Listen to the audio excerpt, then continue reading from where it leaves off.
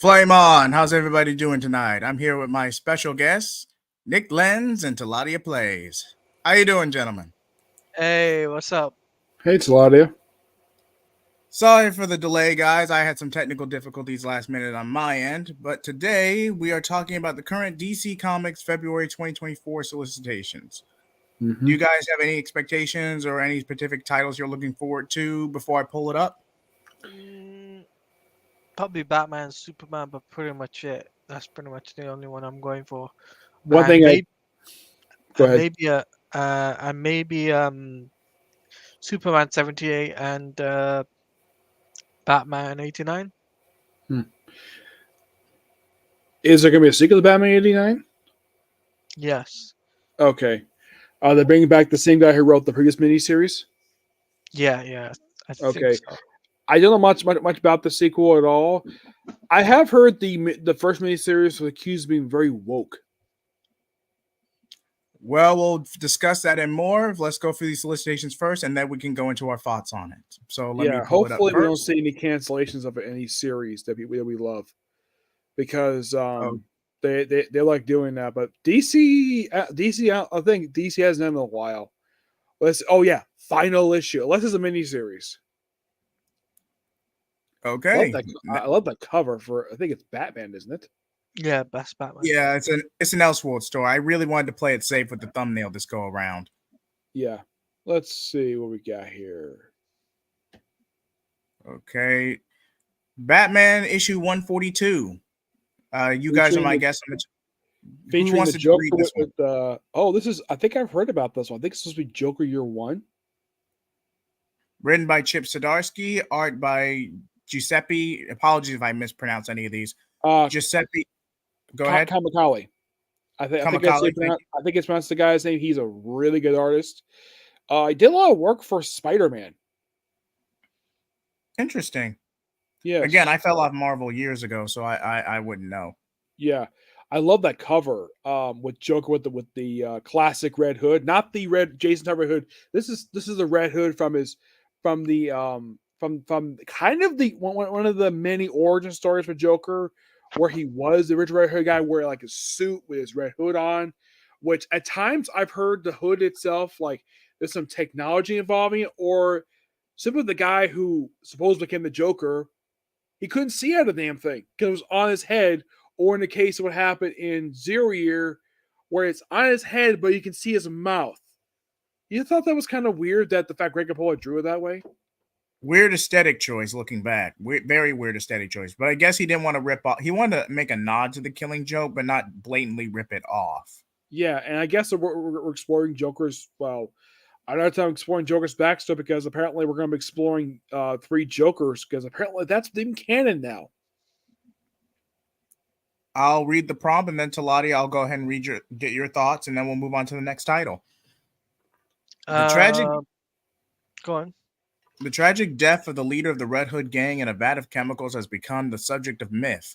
But what is the heartbreaking and gruesome tale of the monster who walked away from that violent birth? And how does it affect Batman's distant future? The Joker Year One begins here. Hmm. Very interesting. I think this is Joker. supposed to be a three-parter, if I'm not mistaken. One at a time, gentlemen. Talati, if you please. I find it interesting that DC are doing a Joker, a year one for Joker. I mean, they've done Superman year one, they've done Batman year one, they've done Robin year one, and I believe they've done Titans year one. I'm not 100% sure. Um, but it's done by Frank Miller, correct? I believe Chip Zdarsky. Chip Zdarsky. Okay, set in the same. I'm guessing they're set in the same universe as the Dark Knight. So, Dark Knight Returns universe. This might actually be canon, but let's see where it goes. Yes, Okay. there are a few rare characters who've had year ones. Green Arrow's had one. I believe Penguin's had year one. I know Two Faces had one. Batgirl, Barbara Gordon, she had year one miniseries. Um, but this should be interesting. I love that cover. Reminds me of Christian Bale Batman. It does, doesn't it? Joker, basically, the way he's drawn here, it seems like he's like standard Prime Universe Joker, just very spooked by Batman. It's I forget, is Ram V still in Detective Comics? Because I see no Yes. synergy between Batman and Detective Comics at all as of late. They're like in two completely different directions. Yeah, I think I may have seen the solicits for this that Ram V has moved past Gotham Knight. I think he's on a different storyline called Batman Outlaw. Okay. Written by Chip Zdarsky. Okay, the same creative team is on this too. So he's Yeah, working on Joker Year. Okay. I think this is a bi-monthly title. The Terrifying Tale of. Oh, okay, this is a. I think I see. It might be a weekly book because there's part 3, 144. The Terrifying Tale of Joker Year One continues as a mysterious figure from Batman's past comes into the Joker's orbit, changing the Clown Prince of crime forever. And what secrets does the reformed Red Hood gang have for Batman's future? And it looks like it's about $5 and 40 pages. Definitely longer than the average comic, because the average comic is like 23, 25 pages now, not counting promos. Yeah. Yeah, and there's look like part 3 with Jim Gordon on the cover. And this one reminds me a lot of Killing Joke with that cover. Especially with the whole thing with the mirrors thing, because there was a house of mirrors in Killing Joke. Jim Gordon didn't go through a house of mirrors per se. Batman did, but this is a cute nod to it. Taladia, you want to read this one? No, I can't really read at the moment. I've got my eyes just kind of hurting. So. Oh, okay. I appreciate you taking the time to come anyway. Okay. Oh, this is I can kind of see what the text says. This is the conclusion to year 1. That one. That will have massive repercussions for the future. The Red Hood gang is on a rampage, and the only man who can stop them is the Joker. And can Batman stop a devastating new virus in a future where the Joker looms over him? Yeah, that should be interesting. Suicide Squad, Kill Arkham #1. Tie-in comic, because synergy. It's not a tie in the Beast World, is it? No, this is for the video game. This is for Suicide Squad Kill the Justice League video game. Okay. I see the writer. I think it's John. I can't see. It doesn't look like L. John Layman. Oh, John Layman. The guy has written Batman before. The guy is really good at writing Batman. He had a really good run for Detective Comics about a decade ago. He did issues 13 to 29. He introduced Emperor Penguin, and he also did the storyline. I think it was this sort of this very bright Gotham City, or Batman wears sort of like the black suit, wear like a white suit. I don't remember the name of it. It was basically this bright storyline that was controlled by Scarecrow, of all people. And that was his last story he did for the run. He also had a backup feature in the early issues for Man-Bat, where it explored his story, and it got concluded in issue 24, which came out. Oh, it was in 25 was a tie-in to Gotham Year Zero. It was a Batman Year Zero, that one. The more you know. Yes. Year Zero was a story. A lot of people thought, though, that the story was unnecessary, but I found it a really good story. Have you read it? I have read it. I was very much intrigued by it. Taladia, how about you? No, I didn't read Goth. I didn't read it. Oh, I highly recommend it. It's a decent read. Yeah, it's collected, I think, in 2 trades. I think it's also I think DC just recently released a bigger book that collects the entire storyline, which was initially, I think, split into 3 parts, the trades, and then they combined all into one storyline. It does skip one issue. It starts to issue 13 for when it was 13 was it was 21, I believe it was. It starts as where it starts and concludes with issue 33. I think it does. It skips 28 because the issue is running late. So that issue proved to be a backdoor pilot to Batman Eternal. Potentially. Yeah, it was a sneak preview for it. And and of course, a lot of the series led up to that very issue. And then the issue was later collected in volume 6 for Batman by Scott Snyder, known as Graveyard Shift, which collected the one-shot issues for Batman, including issue 0, which was a prologue to year 0, and yet it wasn't collected in the regular trades for some reason. I'm not sure why DC did that for, was weird. Interesting. Thank you for that trivia and retrospective, Nick. We should definitely consider comic book retrospectives in the future. Mm-hmm. But before the Suicide Squad set their sights on the corrupted Justice League and their upcoming video game Suicide Squad Kill the Justice League, join us for this thrilling prequel and witness them kill Arkham Asylum. Amanda Waller has taken control of the recently rebuilt Arkham, and her brutal tactics and merciless methods have led to the most secure asylum Gotham has ever known. But when the cell doors open, the inmates are left for a free-for-all death match. Waller's true intentions reveal themselves. Identify the strongest, smartest, and most brutal to serve on her Task Force X. Mm-hmm. Each print includes a redeemable code for... Okay, this is basically Gotham Knights all over again. Yeah, basically the best way to describe this is DC kind of doing cash grab with an upcoming video game, do a prequel series. They did it for all the Arkham games, and they also did it for... they also did it for Mortal Kombat. Your Mortal Kombat 10? Yeah, I remember. No, but this is more of a cash grab than Gotham Knights, because there's a reason. But DC love doing this. They love publishing prequel comics to upcoming video games. Marvel doesn't do it very much. They occasionally do it. I think like the only one that's ever gotten it was Marvel Spider-Man. Yeah, Marvel Spider-Man does it, but the thing is that the reason why they put like prequel codes and stuff like that, it's basically so they could use it in game. Now, Suicide Squad Killer Justice League is a live service game. That's the reason why it's got a pre-order bonus. It's pretty much like a Gotham Knights was live service, but it never went past that live service stage. Sinister Sons with a kid who dressed up as like a Sinestro, and a kid is wearing a Robin costume. Okay, now there is a version of General Zod's son called Chris Kent, to which the Clarks adopted pre-Flashpoint. So I don't know if they're reintroducing that version of the character specifically, or if this is a revamped version. Okay, now the thing with Chris Kent, or basically General Zod's kid, he actually has existed prior to this. DC brought him in. I don't remember. I think it was. It may have been Josh Williams who brought him in, because they brought in General Zod and the Just Like vs. Suicide Squad miniseries. I remember that. Basically, the kid does exist, but the problem is in this continuity, he was never adopted by the Kents. Oh, okay. Okay, thank you for clearing that up, Nick. And the main reason why, because they have a kid of their own. John Kent, who some writers said is screwer by outing him as gay. You mentioned John Kent 3 times. Tevye will show up in the chat. Yes, because I know how much he loves John Kent. I've met the guy who created him, Dan Jurgens.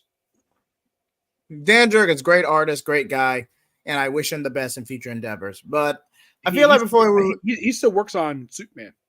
I thought he had left with Substack. Oh, good for him. No, I've never seen him on Substack, but he does work for DC. He does Action Comics. He does one of the stories for Action Comics, which they just I think the trade's come out really soon, which collects the continuation of his Lois and Clark book he did prior to Rebirth.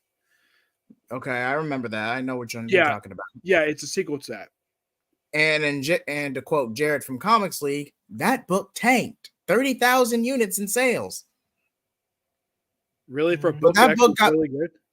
It was actually pretty decent. The book just got very little promo, and hardly anyone even knew about it until it was over. Let's put it like this, Nick. It tanked worse than the New 52.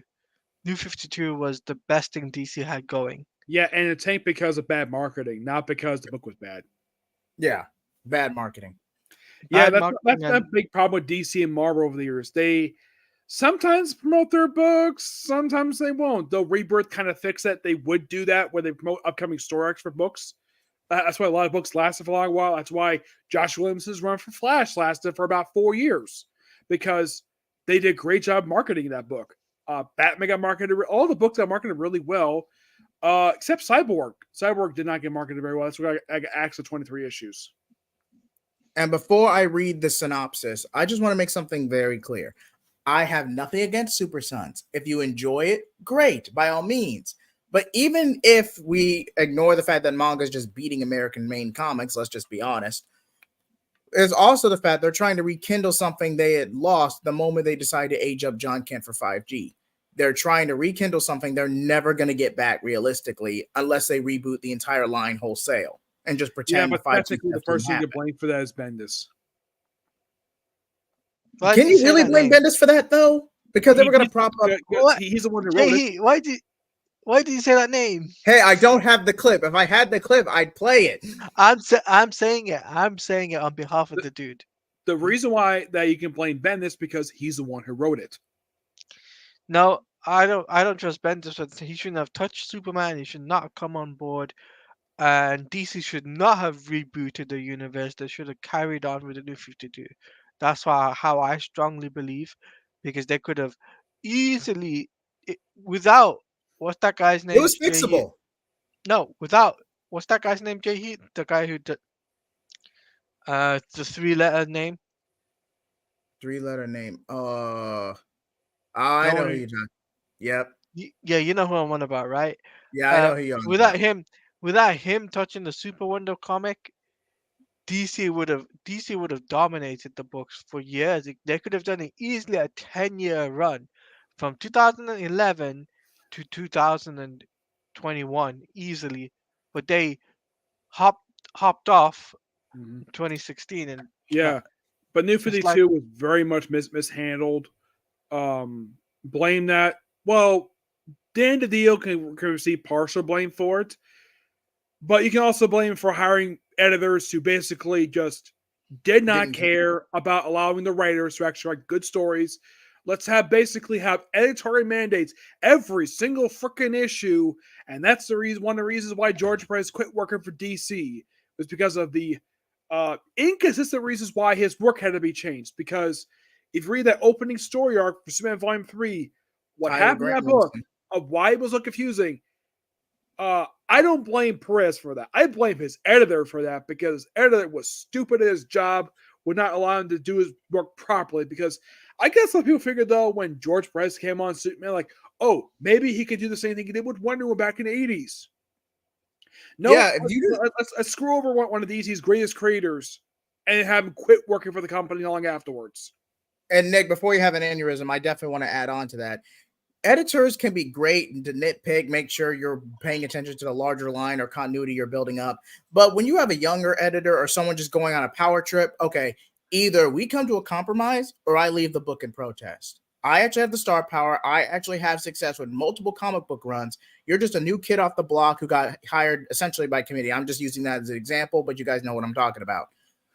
And the one books that was completely unaffected by the editorial mandates was the Bat books. And Green Lantern. Yes. That was the only books that were affected. Justice League, you could say that one was not affected either because Jeff Johns was at the helm for that book. Pretty much. A lot of the other books in DC were a lot affected by editorial mandates. I'm not sure you can say Teen Titans was affected by it at all. Oh, I'm not boy, sure I who wish to it blame for was. the mess of that book, but you keep partially in Liddell. Okay. Ooh, Tomasi writes this one. Okay, I'm pretty mixed on Tomasi. I understand if people are Super Sons fans and all that, but on the off chance Jared is actually in the audience or he watches the playback, what he did in Superman Wonder Woman Volume 4 was egregious. Like, there is no justifying that. Volume 4, you mean the Savage Dawn stuff? Or was it Truth? I believe it was closer to truth. Taladia, you still there? Yeah, I'm still here. What story art was in Superman Wonder Woman Volume 4 when Tomasi took over? Was it Truth or Savage Daughter? Truth. It was Truth. He took over I when remember Truth. correctly, Tomas took over with issue 13 of Superman Wonder Woman, and he basically did the book up to the final issue because I think originally Scholl was the writer of the book originally. Yes, he was. I believe so, if I remember he correctly. left over the first year, and then Tomas took over book issue 13 and did the book up until the final issue. I didn't. I initially had issues with the whole idea of giving these two a book because I was not a fan of the romance at all. But the book itself was really good. Because the third trade, I think it was not this story. I think it was Story King 4. One of the stories, I think it was this one, where they brought in the Phantom King. I The remember King of that. Phantom, which I believe they brought him back for Supergirl. They did. I believe New 52 Supergirl. And he It was lasted, not I New believe, 52, it was Rebirth Supergirl. oh, Rebirth Supergirl, my mistake. And I think he lasted about 5 issues. Mm-hmm. Yes. That's one thing I least appreciate about Rebirth is the fact they brought in like good stuff. And it seems like we had a good trend for 2 years, and then like metal happened, and then like some of the stuff was so good, and some stuff was just okay or just not that good. Basically, put it simply, sales stagnated, and Dan DiDio and the higher ups pressed the panic Hi button. there. Let me get your email. Oh, Before we get that started, was weird. I wanted to let you know that you can now schedule meetings. Sorry about that. Yeah, That's not me, guys. That wasn't me. Yeah. That was Jay Heat. yeah. So one thing that some people can blame Josh Williamson for is the Infinite Frontier series. But there's some stuff in the issue 0 that he had nothing to do with that, because he may write one of the stories, because that was a multi-story issue, which set a lot of the stuff we see for the books right now. This, I believe, was set up in Superman Batman, wasn't it? The Batman Superman book. What's up, Master Sergeant? I'm not too sure. I'm not familiar with him. Is he a friend of yours, Jay Heat? He comes on the channel and in our comment section. He's a good guy to have on the chat. Okay. I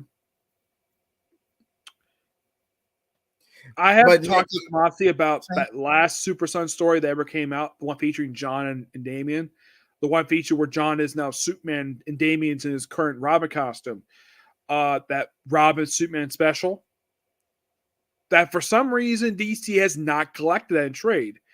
Tomasi's told me he does not expect that to collect in trade anytime soon.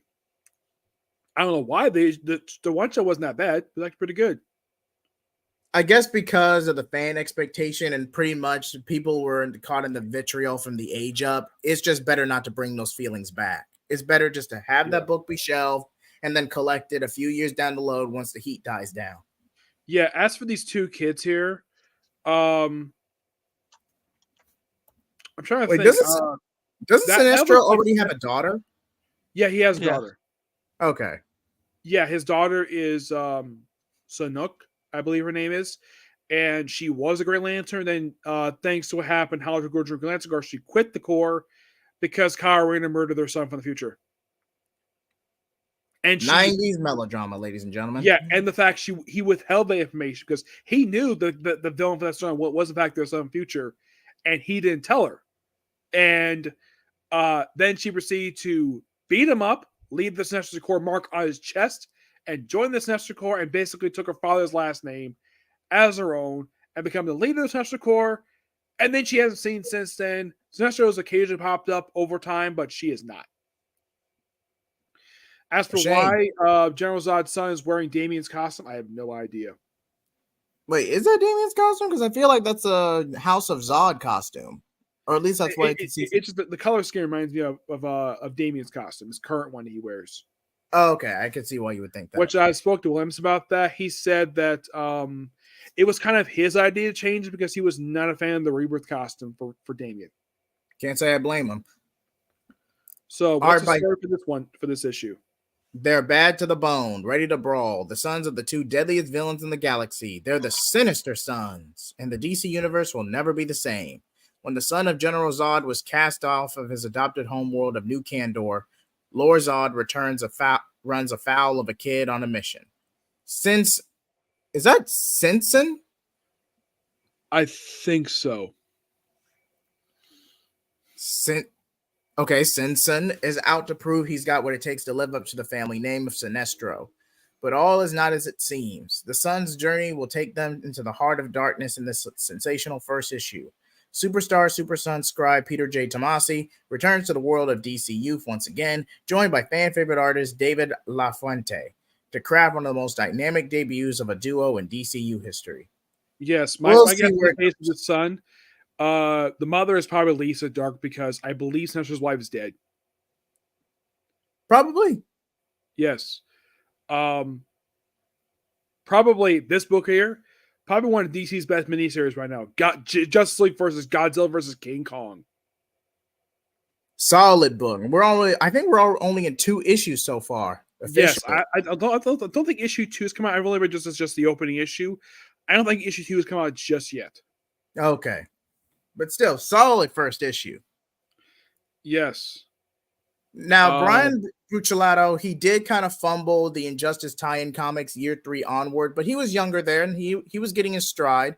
And I definitely feel I believe Tom Taylor took back over with year 5. Okay, he did take back over year 5. I thought he did the entire latter half because I know Tomasi left in year 3. It was originally Tom Taylor because he wrote that book, and then he left with year 3, and then he came back for year 5. Of course, Brian Buccellato, the guy has done some good stuff here and there. Mostly, but he's been a frequent collaborator of possibly one of the greatest artists in the last 20 years, Francis Manifold. Too bad I don't see him on any books currently. You ever notice that, Francis Manifold? You hardly ever see him in anything. Yeah, and he was really good. Probably by far the one book I kind of wish he would have finished the book up, but he left. Trinity. The Reaper Trinity, not the original weekly series. Trinity, the one that Colin Buck took over briefly, and Rob Williams basically did run for the book. I did discover recently that Rob Williams still works for DC. He does Batman Brave and the Bold. He did the last 3 issues that came out. Yes, Zod does technically have a kid, but then he was brought back in Rebirth, and he was never adopted by the Kent. It's a Talati. Nick, you want to give Master Sergeant a recap? Yeah, Zod basically came back. Basically, Zod had technically appeared to Superman and Wonder Woman. He brought in Ursa, the one who was his lover.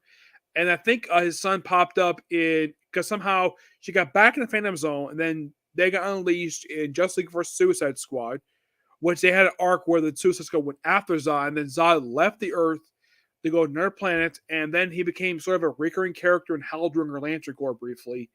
And that's what he's doing. And apparently, the Zod family is ruling a planet now. Thank you for that quick recap, Nick. Taladia, anything you want to add to that? Be right back. The only thing I can really say is this is for the Justice League, is it? Yes, Justice League versus King Kong versus Godzilla. It's going to be very interesting to see how this all plays out. It's definitely an interesting book. Obviously, it's an Elseworld type, because crossover and whatnot. And with the hype of Godzilla currently with -1 happening, I can see Godzilla fans picking this up. Definitely. I mean, it branches 3 IPs together. This is quite a ride. I never thought we get something like this. Yeah, I mean, think about it, right? Godzilla -1 is literally coming out soon, right? Right.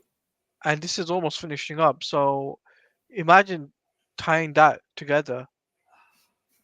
It'd be well-timed synergy. I'll give you that. But I don't think DC will go for that something specifically because they can only do so much without paying licensing fees on the side.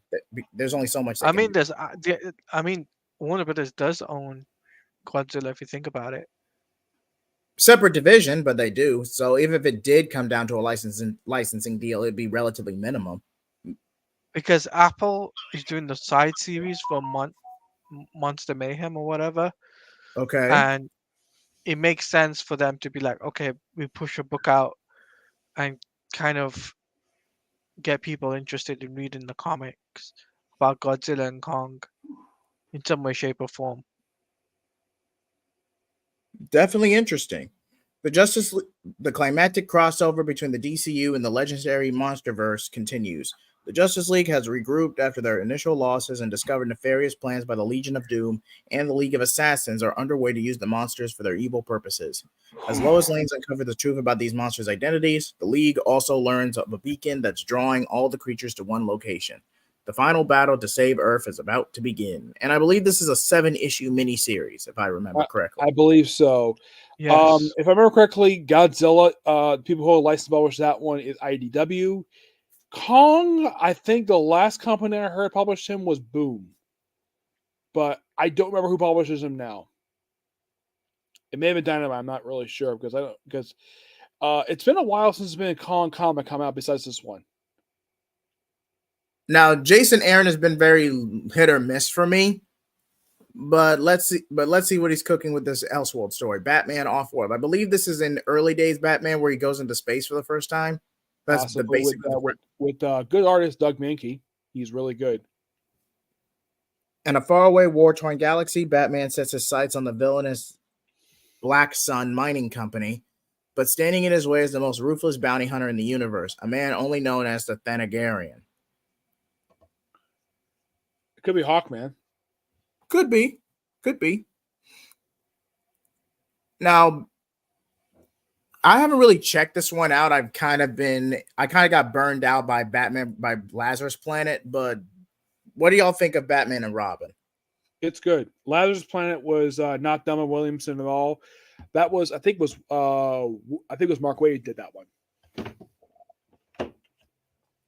This book is because Williamson, he kind of set up Lazarus Planet, but he didn't do the story itself. That was all Waid who did that one. And this actually is the third of 4 titles he's doing now, because one title that's coming really soon for Image. He's doing Duke. Like Marmaduke? No, Duke from G.I. Joe. Oh, okay. Yeah, because IDW is doing like a rebooted continuity of the Transformers and G.I. Joe goes to the Energy Universe. But you're going to love this. I didn't know this until the issue came out, that they're continuing the numbering that IDW had for American Hero, the original comic, the one IDW brought back, and Larry Hama still writes the book. And he actually on the back of the issue, he did not expect to be still writing this book after 40 years. He had no idea he'd be still writing this book. But yet, here he is, still writing the book. And he's written almost every single issue of this whole book. I mean, can you think of any writer of a book that long? Over 300 except issues? Vertigo with Constantine and Hellblazer, but other than that. But with the same writer. Because I think he skipped some issues. Oh, that is true. Is it Steeler Series Gunn doing? I don't think so. Gunn is working on movies. He's not working on comics. No, but James Gunn has claimed he was going to do some side projects for synergy purposes in the past, including comics. But DCU in this context stands for DC Comics Universe, as in the whole publisher and the label in general. Yes, I haven't seen anything that he's doing for DC Comics. Not that I can think of, just the movies. That's the only thing I've heard of. If we are going to get time, maybe that's coming out this month. I don't know. Well, let's go for the rest of these solicitations and see. Yeah. Image is still around. I remember when it was created. Spawn was huge from McFarlane. Yes, Image is still holding strong to this day. Yeah, and Spawn is probably by far the best-selling comic for that company right now, because Spawn's got like 4 titles. You got Spawn, King Spawn, Scorched, Gunslinger Spawn. They're all selling really well. Another really big selling book that's still published by them is Savage Dragon, and they recently got license published the 2 of the Hasbro properties, Transformers and G.I. Joe, which Transformers they just released 2 just last week, and of course American Hero, they got that one. They're also publishing 2 books for their G.I. Joe books. They're publishing one for Duke, which is Josh Williams' book, and Cobra Commander. Transformers are by Daniel Warren Johnson, who did Jurassic League. Oh, I remember that Elseworld story. Didn't that only last like 10 issues? 8 to 10 issues? It was a 6-issue mini. It was 6-issue mini. Okay, my mistake. I thought it was longer than that. He does Transformers, which I've read the first couple issues for so far. It's quite interesting. I'm enjoying it so far. Ooh, Brave and the Bold. I was going to read the prop for Batman and Robin first, but this book is not. Go ahead. Oh, the dynamic duo has proved. Go ahead. I'll wait. The dynamic duo has proven they can work as Batman and Robin countless times, but now they must work together as Bruce and Damian to stop a deadly killer on a soccer field. The mystery of who is Shush and what they are doing in Gotham continues to grow, but Damian is confronted with a blast from his past that wants him to leave his father in Gotham. Wait, is this basically Born to Kill from Batman, New 52, Batman and Robin? I don't think so. Shush reminds me, it seems like It's basically a ripoff of Hush. No, that's been established, but I believe based on this prompt, because I'm pretty sure Born to Kill was a very similar story to this. Born to Kill focused on the son of Henry Ducard, which in story Damien killed in self defense, and then what happened afterwards is that Damien was trying to seek Bruce's forgiveness for killing him because Bruce has no kill rule because self defense. He accepted it, and to date is the only person Damien has officially killed in comics, though he's claimed to have killed Deathstroke when he came back. But this book basically seems like it's possibly something similar to it, but calling a character Shush, it just seems like a rip off Hush.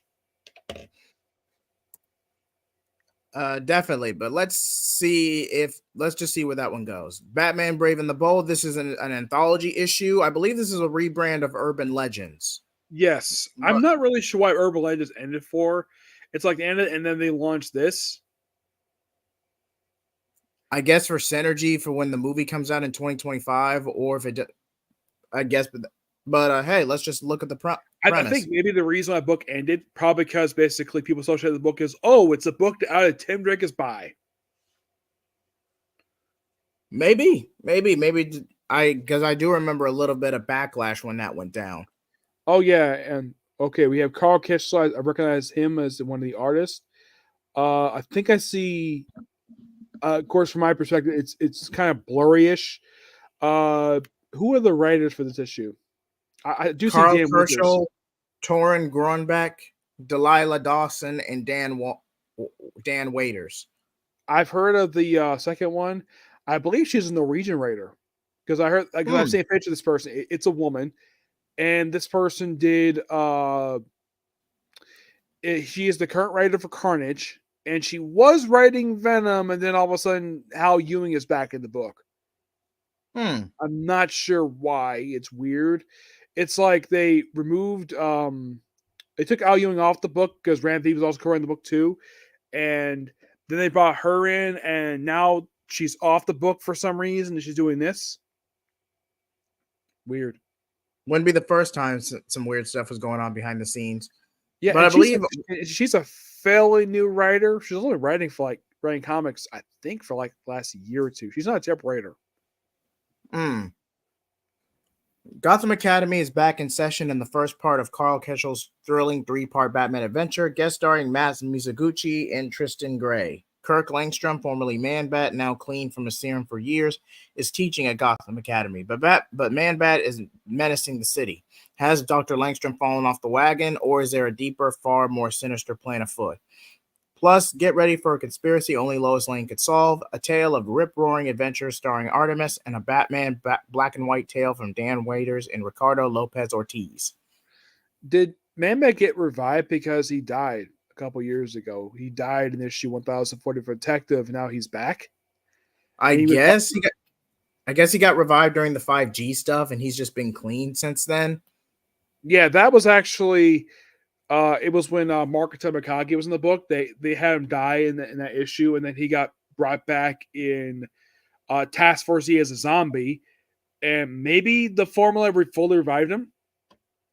Possibly, I guess possibly. But is it strange though we're doing Gotham Academy in this book, and we don't have the original creators in the book?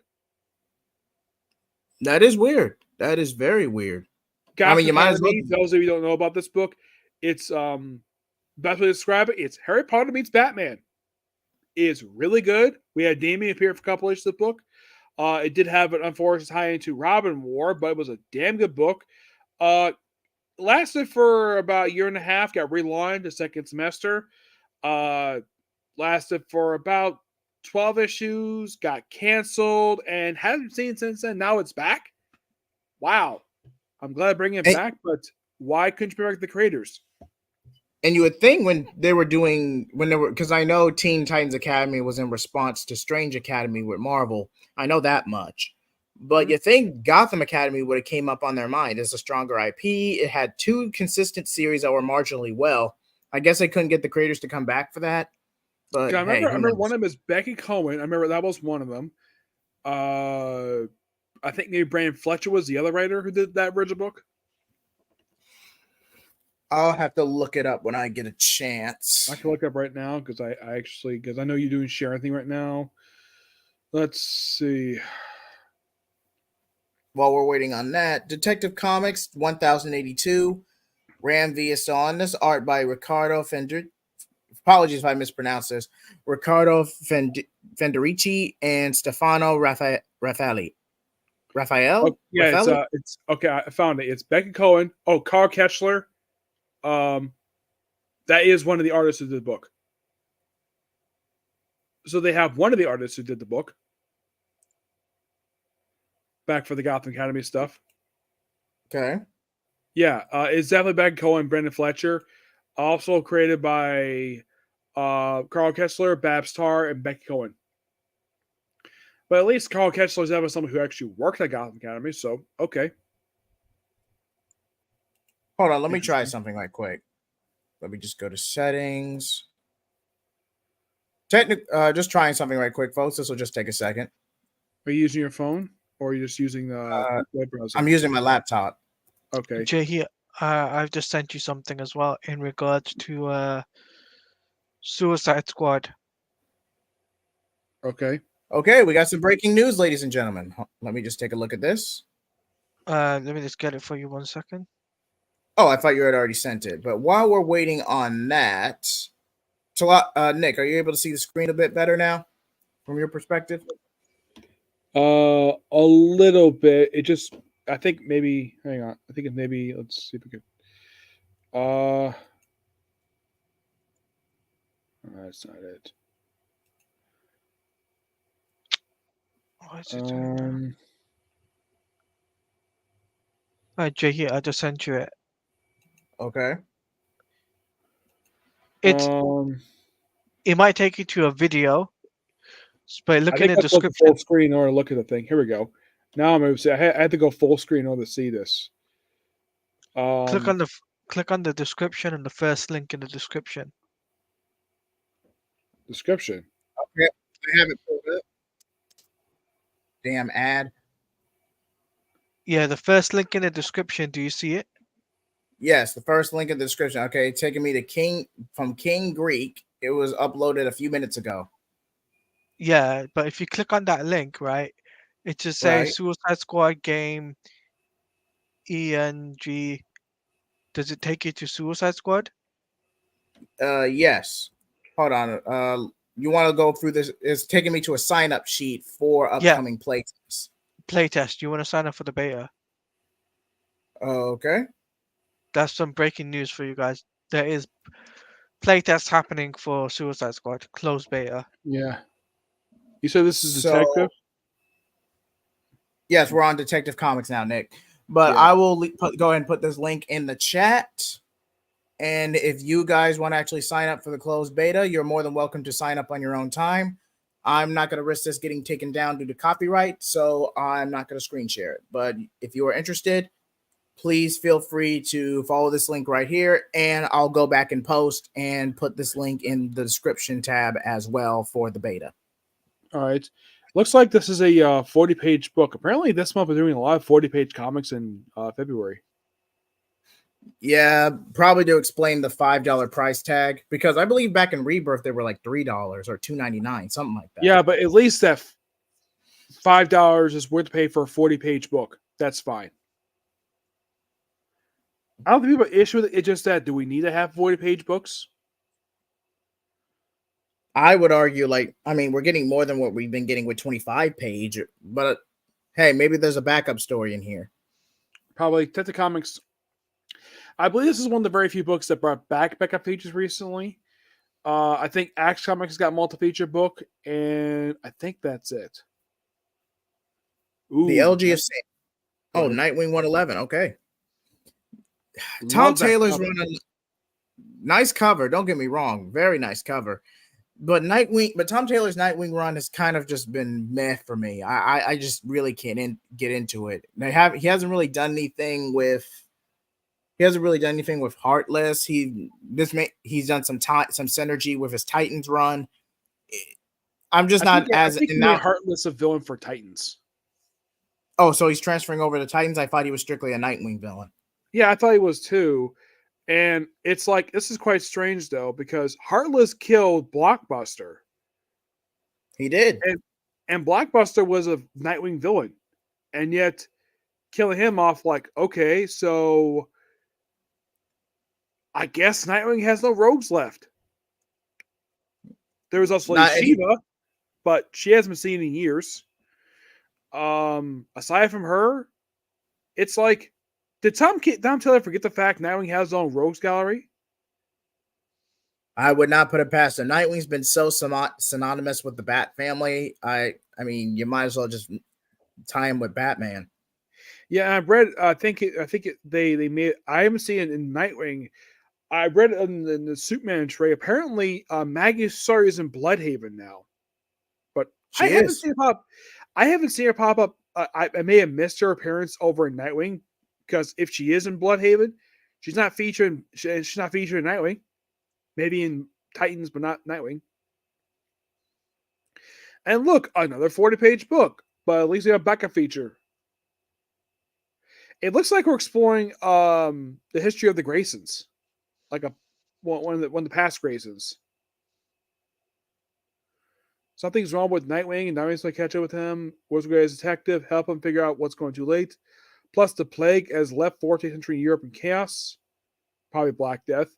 A young man known as the son of a Gray hunts the man who killed his father. So revenge told in two parts. Interesting. So we have basically exploring one of the Graysons during Europe during the Black Plague, or the bubonic plague. When I read about it, it basically was a very devastating plague. So think of it as simply what happened with COVID, but we're not restricted. But basically, death toll was much higher than was for COVID.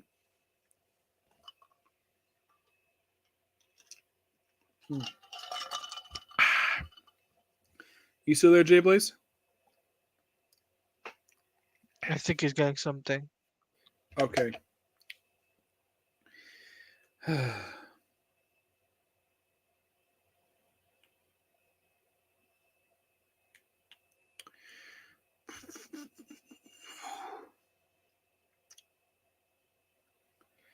Yeah, hopefully it's like I have no interest in beta testing, so if anyone wants to beta testing video games, that's fine. I just have no current You interest in can't it right you now. can't you can't stream it or record anything. It's straight up. That's what I've been told. Okay, but I have no interest in it at all because I'm busy with other stuff, so I don't have time for it.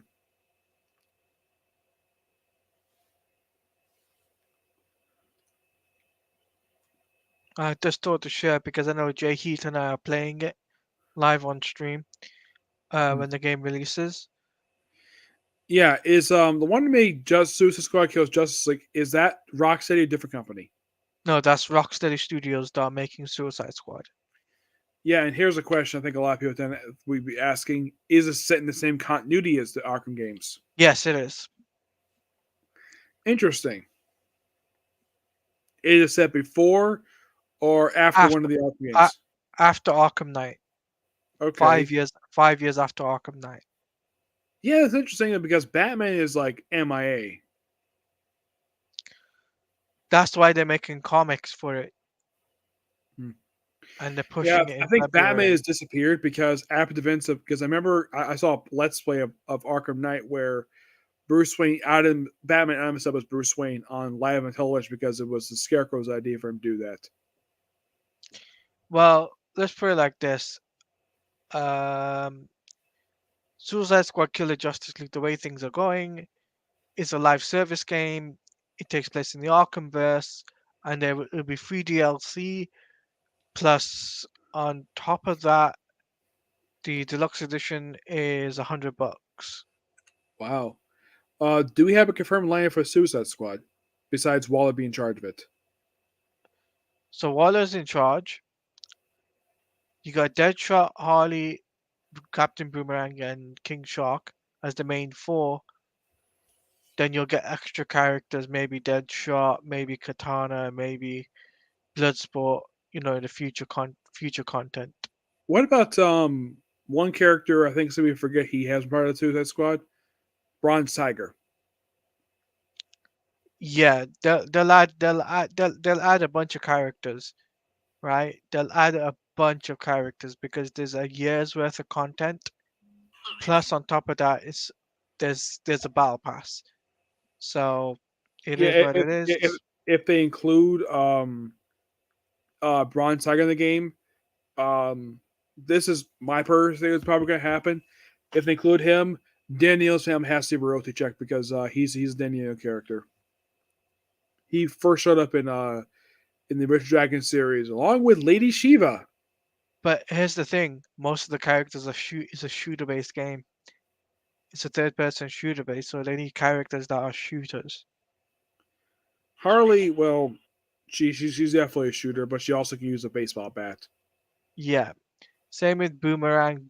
Boomerang is a shooter-based character in this game, and so there's what they've done is they put the Suicide Squad to have guns when some of them don't even have guns Yeah, in the comics.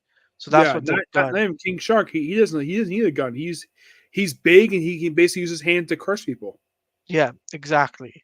But they use And plus, guns here's in the thing it. about that lineup you mentioned. Only two of those characters have the creators left are still alive.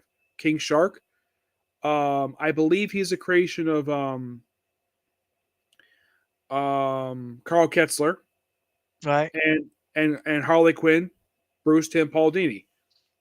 I see probably Jay Blaze because I saw the screen move. Yes. Yeah, I'm back. Okay. Now you're the more Birds of Prey expert on this channel, Nick. What do you think of the current Birds of Prey run? I think it's quite interesting. I think it's kind of weird. They're not headquartered out of the clock tower like they were previously, but it's a really interesting book so far. And I think Kelly Thompson was a good choice to write this book so far. And But I I think believe the that, lineup is a bit strange. Have Big Bart in the team. Harley Quinn, probably because editorial mandate. yep, and But Big synergy. Bart is the most strangest choice.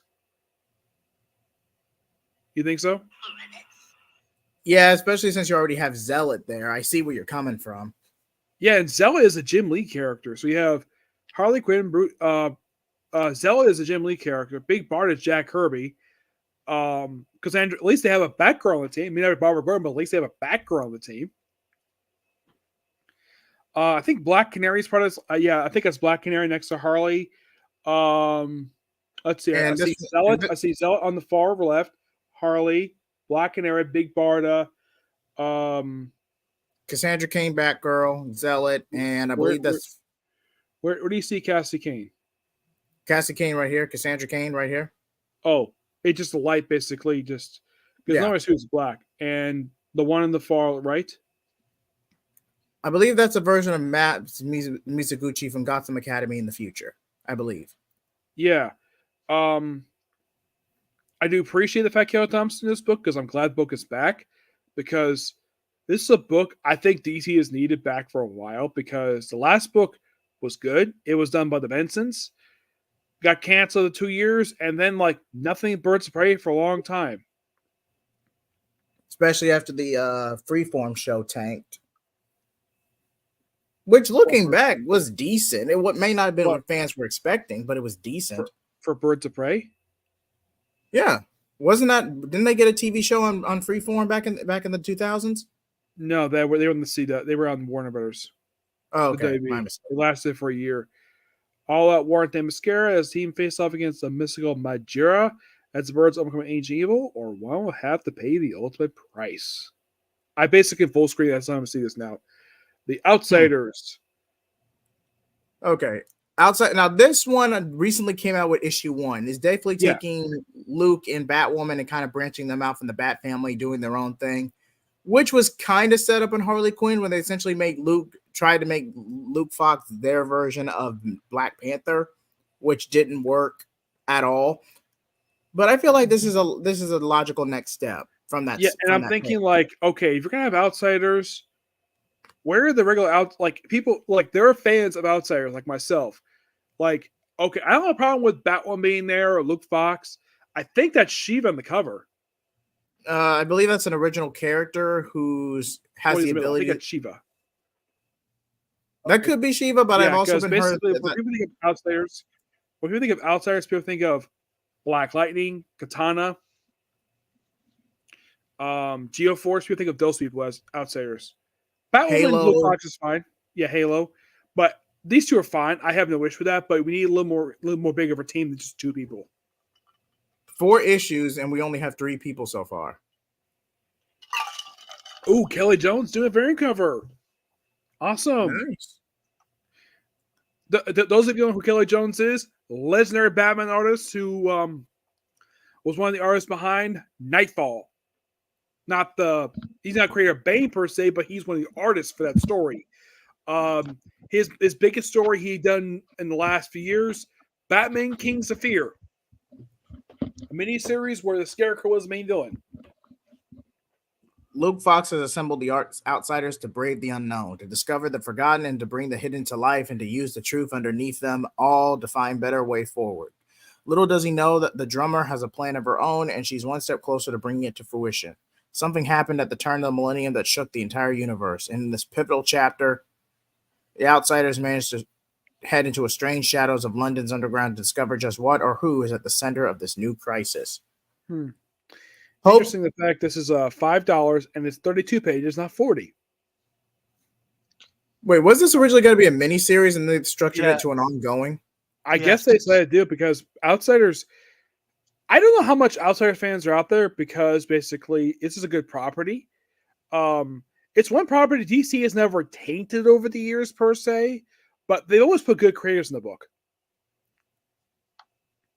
Very hit or miss. Now, this one I'm kind of intrigued by. Catwoman 62, Catwoman getting roped into by the Suicide Squad. I don't feel cathartic per se, but it let's seems just say strange that she's part of the Suicide Squad because she has had no history with Suicide Squad prior to this issue. And she hasn't really committed a crime to warrant being part of Task Force X. Unless you count getting duped by Scandal Savage in Gotham War because her ego got the better of her, but even then that's relatively tame. Yeah, and did the writer forget the fact Scandal Savage? Because they built this in Gail Simone's Secret Six, that Scandal Savage is in a polygamous relationship with 2 women, not Gal and some other woman. They actually mentioned that in Gail Simone's book, where that part is still canon for the character, where she's married to 2 women because she's a lesbian. In that book, they didn't mention it at all for some reason. Either Teen Howard didn't know about that, or she didn't care. Who's to say? 9 Lives Part 4. Catwoman has completed 3 of her impossible heists, but her 9 lives are running out faster than she thought. Little does she know someone with a particular use for disposable lives has been paying attention to her new mission. That someone is none other than Amanda Waller. Welcome to the Suicide Squad, Selena Kyle. Hope you survive the experience. Yeah, with the artist being Carmine Domenico. I think that's even pronounced the guy's name. This guy worked on Josh Williamson's Flash. He also worked on All New X Factor by Peter David. He's done some work here and there. I guess some people may not, if you see his artwork. I mean, the cover, I don't think that's his artwork, but if you see his artwork, it may not be for some people because he has very much different stylized art than everybody else. But he's not, let's say, he's not an artist who can't draw. He can draw, but it may not be people's taste when it comes to his artwork. Much like the Harley Quinn artist ending up on Megan Fitzmartin's Tim Drake Robin run. Yeah, and I think that him doing other stuff now probably is redeeming him off that book. The Penguin. Now, this one did end up becoming an ongoing. That I know for a fact. Probably because he's a popular character, and Tom King is a writer. Of course he is. But this book is really good. In this shocking second chapter of the story of Batman and Penguin's first meeting, a dramatic change in their relationship has emerged. Is Cobblepot ready to go toe-to-toe with the Dark Knight, or is he already 2 moves ahead? And look at the price tag. 32 pages, and it's only $3.99, not $4.99 like the Birds of Prey book was. But the $4.99 is for the variant cardstock cover. Yeah, but not the main issue. Still not a bad price tag. Yeah. Harley Quinn. Another Teen Howard book. Artwork by Swinny Boo. I'm kind of familiar with her. and Friends. So multi-issue book, and it's 40 pages, $4.99. Okay, Is this an anthology issue or it could be because it says backup written by Erica Henderson. So it's Mm, a it's basically it looks like a it's not a double sized issue per se, unless they say it's double sized because I don't know if it is or not. it? I don't see anything in the prompt saying it's a double-sized issue. It just says 40 pages like everything else has been. Yep, and the backup story goes into two teenagers in 1999 went to the woods with a video camera, and my twin sister Erica Henderson came out of the woods with a comic book about me, and that's got a real four-quadrant appeal. I wanted to make a pun using a word for butts instead of appeal, but the lady who's forcing me to write these told me not to. Erica Henderson, I'm not familiar with this one. I can understand the appeal of wanting to make Harley DC's Deadpool, but it just doesn't work.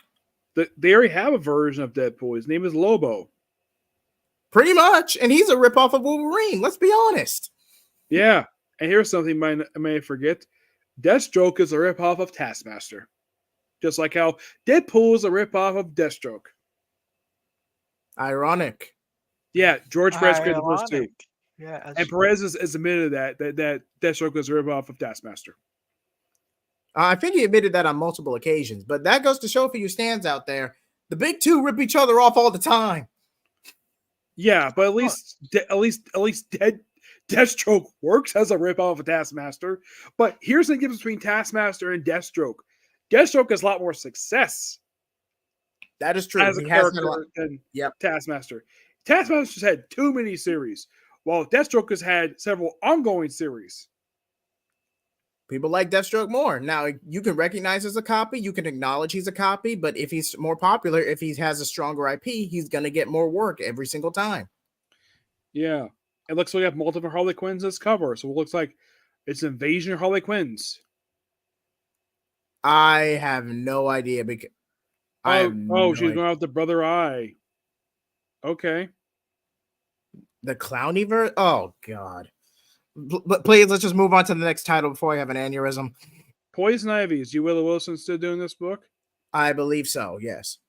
Yes, this book has been surprisingly really good. Initially I heard miniseries and make it ongoing, and it's been really good. Variant Care by Yannick Preddick. I met the guy. Right, that's gonna be a person. He did Seven Soldiers from Grant Morrison. Nice.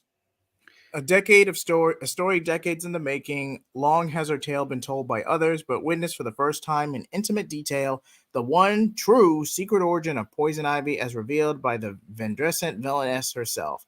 The GLAAD Media Award-winning team of writer G. Willow Wilson and artist Marcio Takara reunites to tell this heartbreaking and historic origin story only they can. Hmm. And Wesley Dodds the Sandman. New Golden Age, Wesley Dodds Sandman. But And I love this book. This book is awesome. And this is the Raoul's book. That this book I think basically redeemed him from the Make It Fred Smart Tim Drake book, because this book has been really good. I've read both issues that come out so far. It's not bad, and this is definitely Ray Russo's. This book was perfect for him as an artist because it's noir. Yeah, it fits his style perfectly. Not Tim Drake Robin. Oh no, that's not even a shelf. I hate to cut you off. He drew him like a freaking stick. That's not even a shelf title gone bad. That's a creative mismatch from hell. Like, I don't even want to go into more detail in that book. If you actually want my full thoughts on Vince Martin's Robin, go to my shelf title Gone Bad 2, where I collab with Pika Shades on that. But cheap plug aside, Nick, carry on. I didn't mean to cut you off. Yeah, and Venditti met him. I think it was last year at Mankind Orlando. I thought because here's the strange thing. He's got gray in his hair. I thought by looking at him, he looked like he's been like writing for like 20 years. He's only been writing since 2012. So next year marks 12 years in the industry. And the books I've read that he has written are usually all really good. I never thought any of these books were bad per se. The only book I think some people can agree is a bit lower than some of his other books is his Flash book that he did. But generally, every book he does is really good. Wesley Dodds versus the U.S. Army. Sandman infiltrates the military base and there's missing journal. He gets in and out before anyone sees him. And with a full force military come down on Wesley. Interesting. Now, this one I'm very much intrigued by. Jay Garrick the Flat, New Golden Age, Jay Garrick the Flash. Now, Nick, you probably have more experience with the Golden Age books than I am. But did Judy really play a role, or was actually the sidekick the Jay Garrick Flash in the Golden Age, or is she just an original character for the most part? Original character. Okay, just wanted confirmation on that. My guess is because here's the strange thing about Jay. He and Joan never had kids pre-Flashpoint. Never did. And then they create this retcon character like, oh, this was the missing dog they had that they'd forgotten about. I think this is probably Jeff Johns' way because I'm sure he's probably a big fan of the Golden Age characters.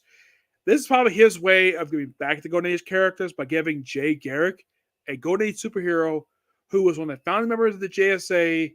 And here's the strange thing about the founding members of the JSA. Only like one or two of them ever had kids. Jay Garrick was not one of them. I believe the original Black Canary was one of them because that led to the more modern Black Canary, and I forget who the other one was. Yeah, she's really, she's not one of the people part of that first meeting. Wesley Dodds was. Wesley Dodds never had any kids, still doesn't. He has an adopted nephew, thanks to his life partner Dana Beaumont. Let's see, Alan Scott's got 2 kids. People know that's who the other one was. Thank you. Our Man's got a kid. Yes, Our Man's got a kid. Yeah, because his grandson took the mantle at some point. But please continue. Yeah. Starman. 2 sons. One died. The other one is not around anymore, but he at least had kids. Hawkman's had kids. As a matter of fact, his son became Dr. Fate. Yeah, and his grandson is the current Sandman. Nice. How about that? Yeah, Jeremy Adams. Tivia is one of Tivia's favorite writers because he wrote while it was Flash. Yeah, he pretty much Jeremy Adams salvaged that book. Let's be honest. Let's really be honest with ourselves. Williamson, I think he did a really good job with the book. I never thought the issues were bad for Flash in the last 6 years. It's just when the 5G stuff started happening, or at least the setup for it, a lot of titles went downhill. Only few were able to walk out. Williamson left before that. Because before Jeremy Adams' book, there was one brief story arc they did just before it took over the book. It was a story arc where they had Flash for the first time in this current continuity take on Dr. Alchemy. And it was really good.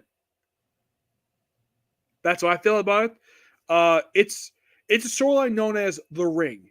It's supposedly a Barry proposing to Iris.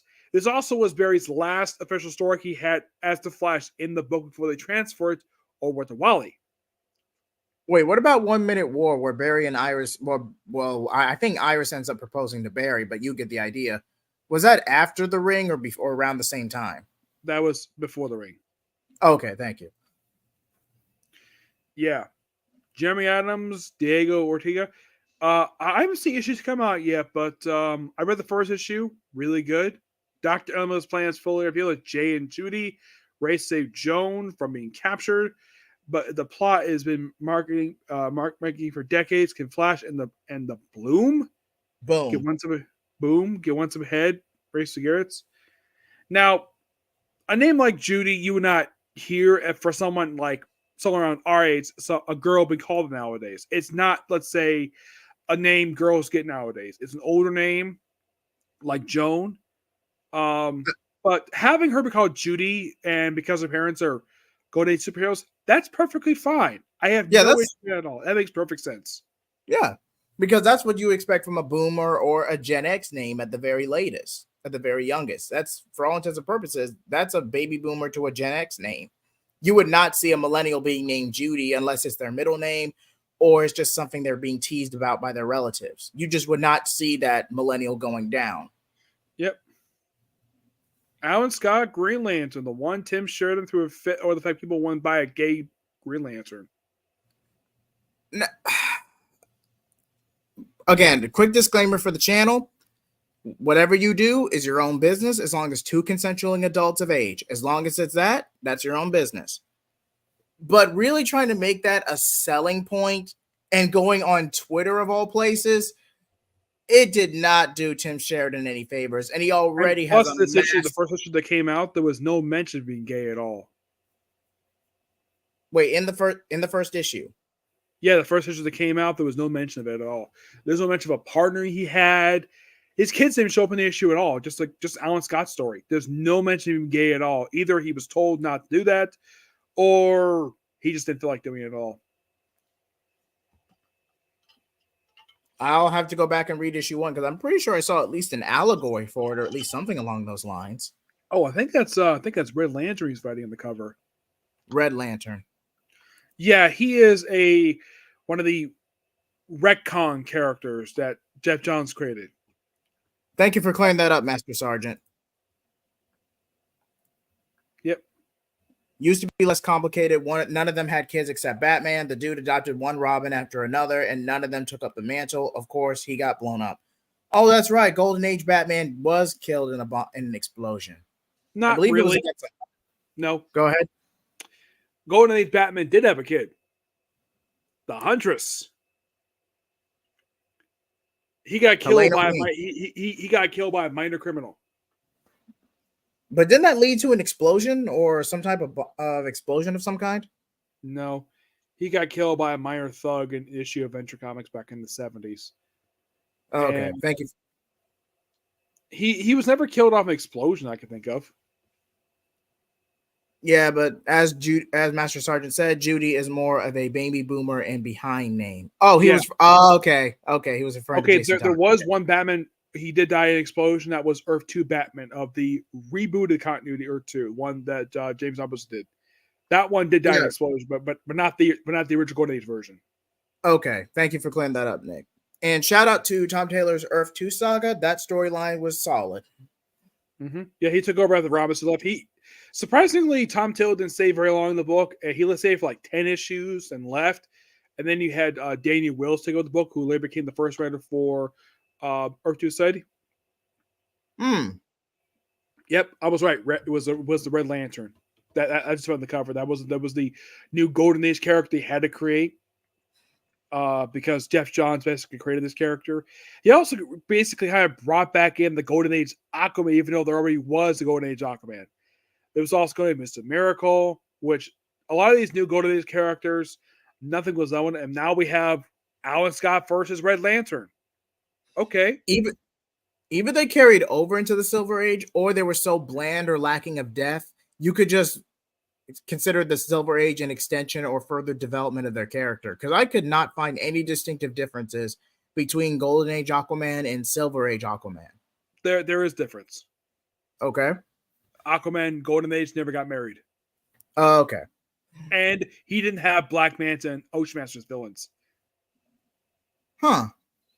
He fought one-shot villains. Okay. And he was barely utilized when Silver Age wrapped up. When Silver Age came in, basically, Red Hood the Hill. What's this book?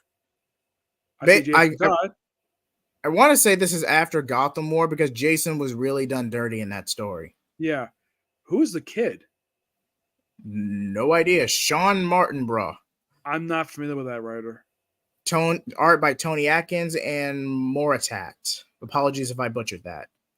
This is issue 0. Before you embark on Red Hood's newest adventure in the Hill, experience the story that introduced Jason to his new home.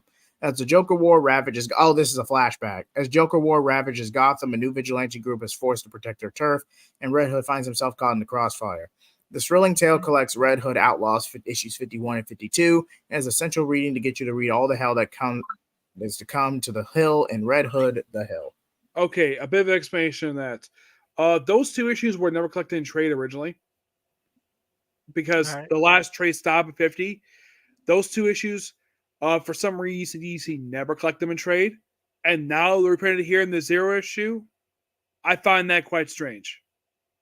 More than likely, they're being repurposed to sell this new solo series for Jason and try to make it like the only time I've seen DC do this lately. They also did the same thing for Damage, where his last couple issues were not put in the trade. and also Cyborg's previous series. His last 3 issues, not in trade. Hey Nick, try it.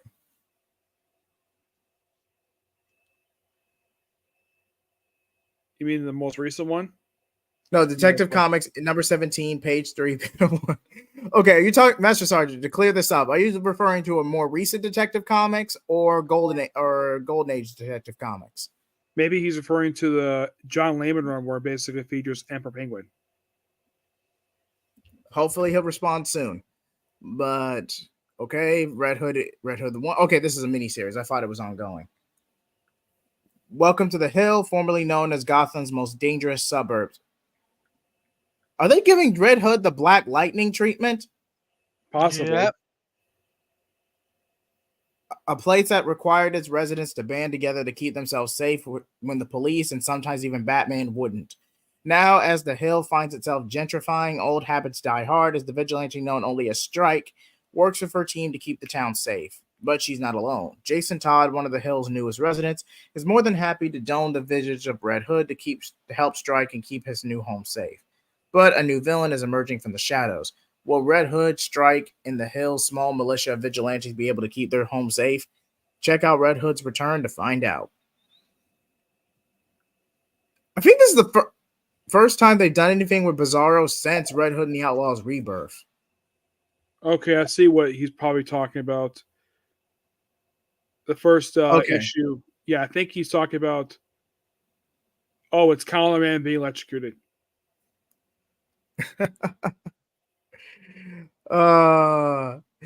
Appreciate the good fun, Master Sergeant. You're welcome on the channel anytime.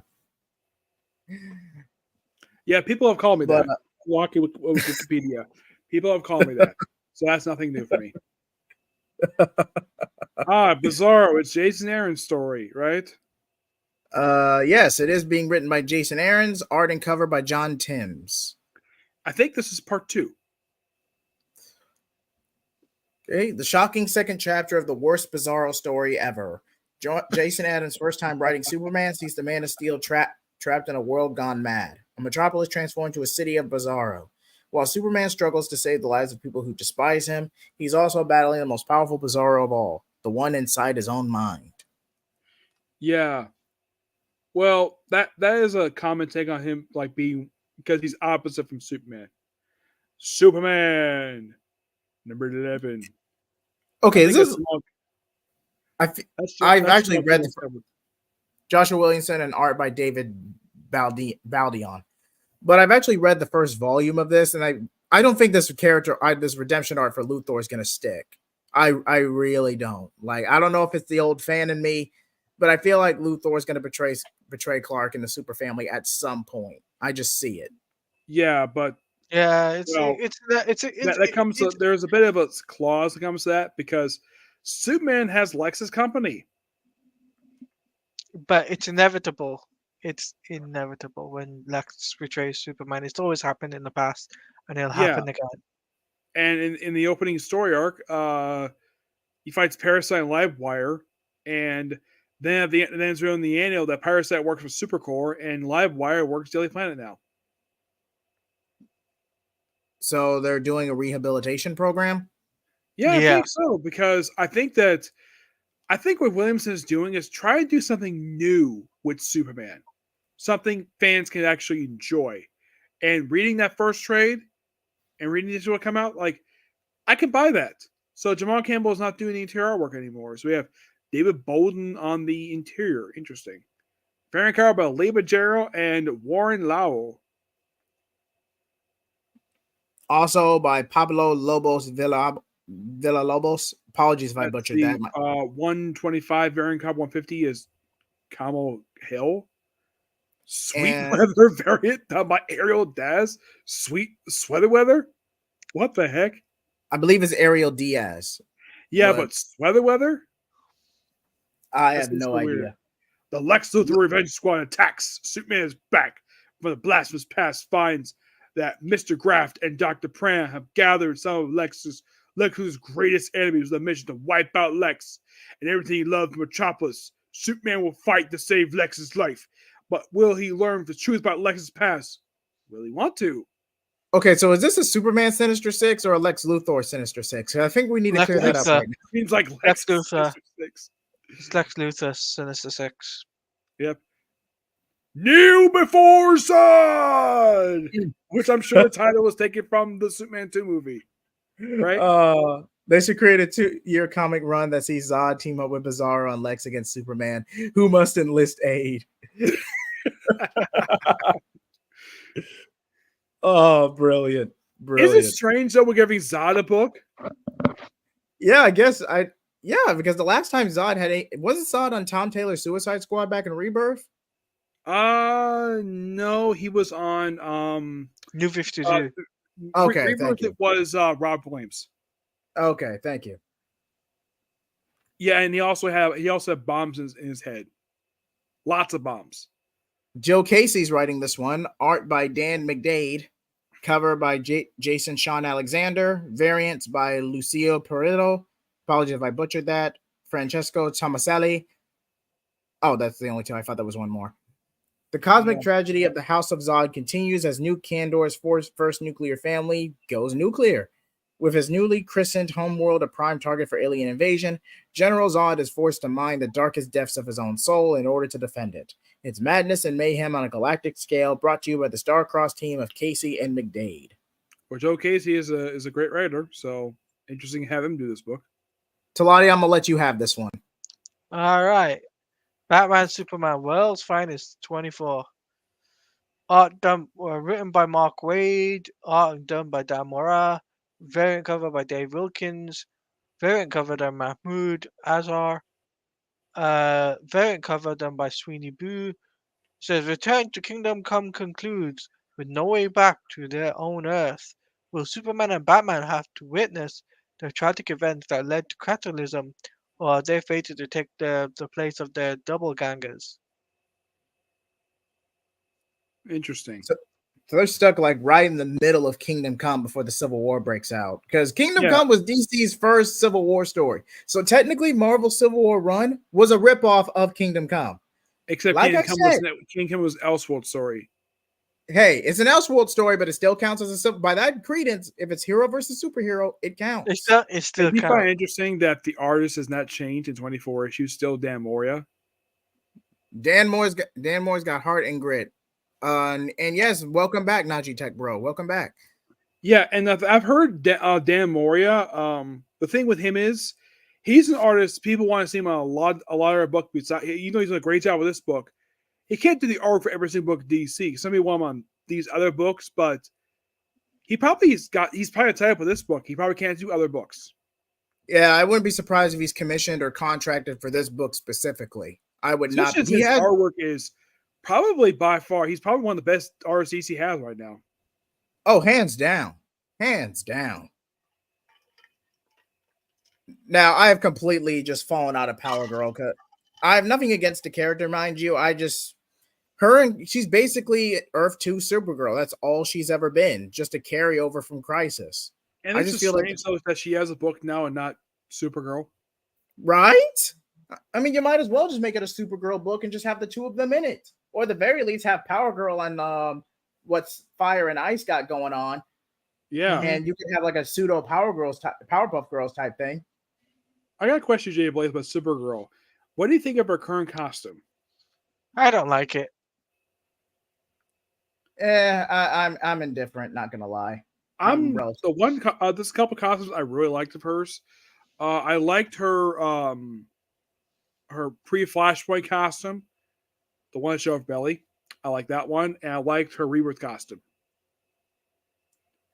This one, it doesn't feel like Supergirl. It's like I look at her, it's Supergirl, obviously, but where's her cape? I think it's more to tie with the Action Comics, since that's becoming an ensemble series, and everyone's just wearing the jackets instead of capes. Yeah, and Power Girl always wore a cape for years. As a matter of fact, on the Power Girl Returns trade, she's wearing the cape. And yeah, here she's not. And if you look at her costume, it's mostly the same except that her legs covered up now. Which I'm like, which here's the thing. What's wrong with women showing off their legs? Seriously. You would have to talk to editorial about that. Yeah, this is something that I think even some people can complain about Carol Danvers. It's that, oh, she can't show off her sexy legs because they put her in a tight suit. And now Power Girl goes the same thing because we have to copy Marvel. I mean, this is basically copying Marvel, except that the difference is at least Power Girl's a keep a boob window.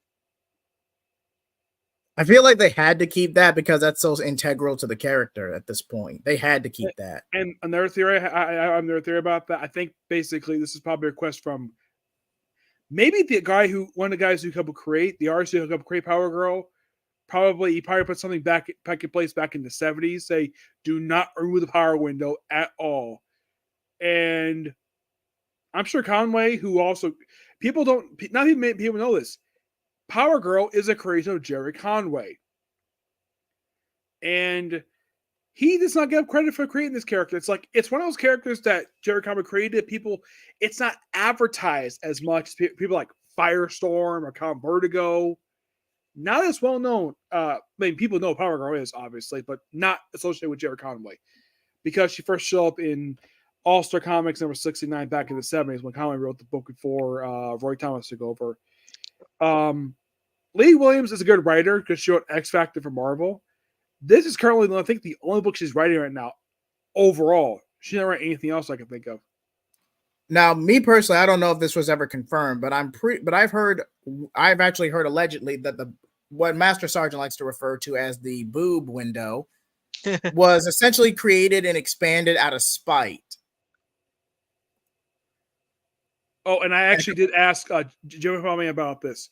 There was a legend of a Power Girl where an artist would draw her breast bigger and bigger and bigger until someone told her to stop.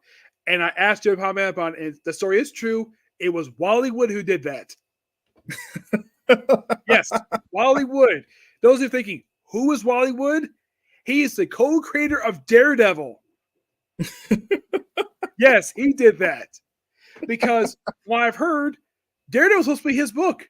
And Lee just came on, just did the book initially, but he had to do the book like as a regular writer for the book. Oh man, it's Amy actually Reeder true. doing a cover artwork.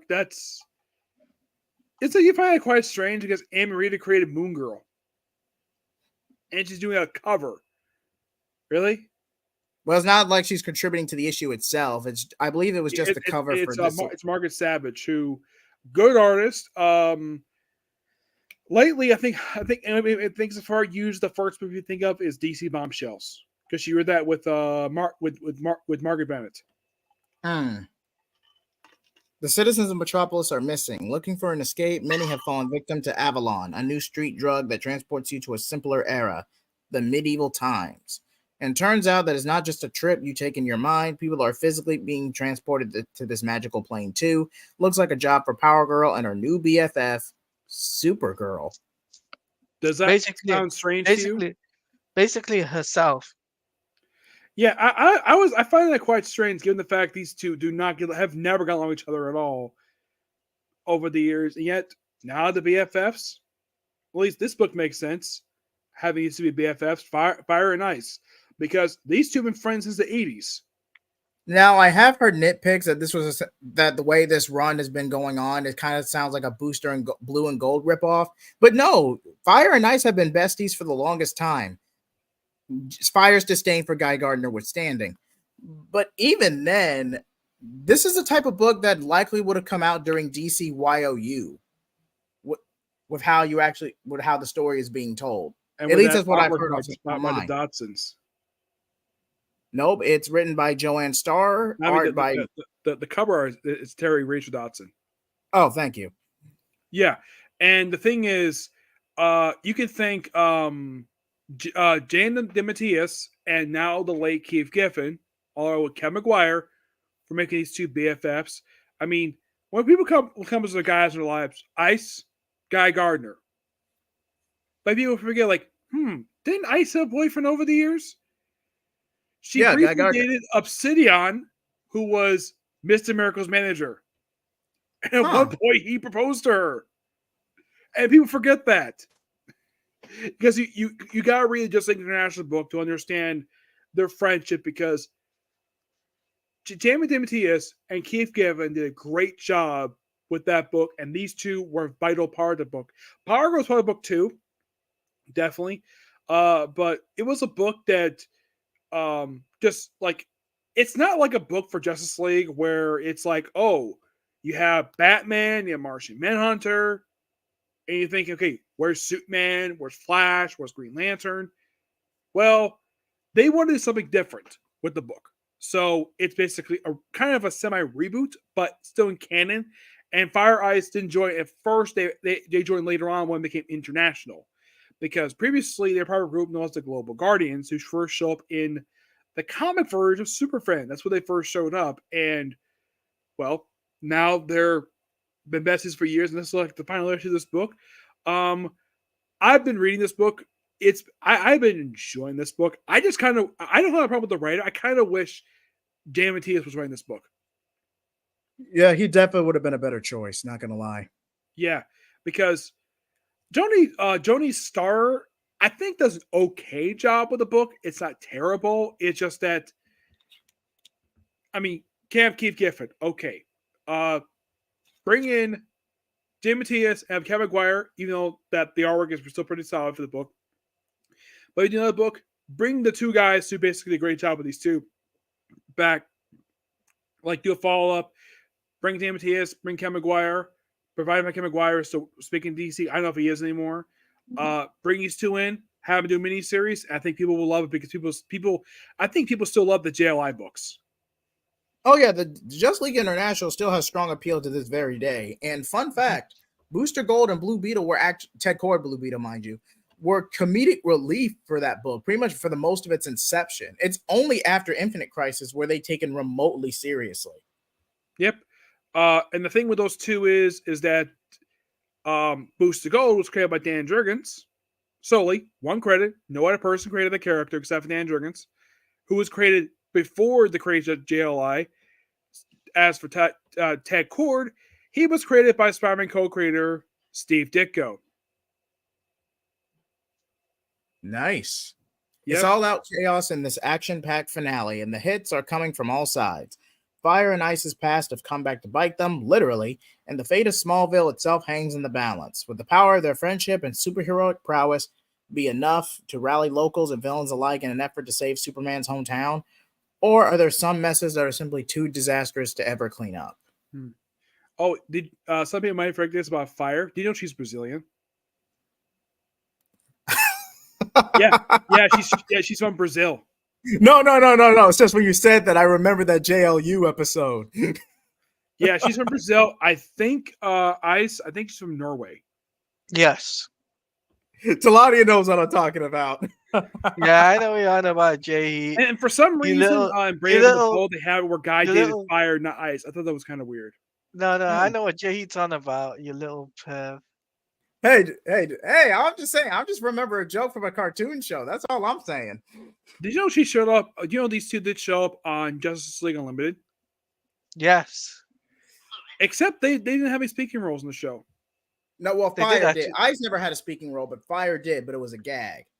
Yeah, I'm like, you have two really good characters and you have them do virtually nothing in the show.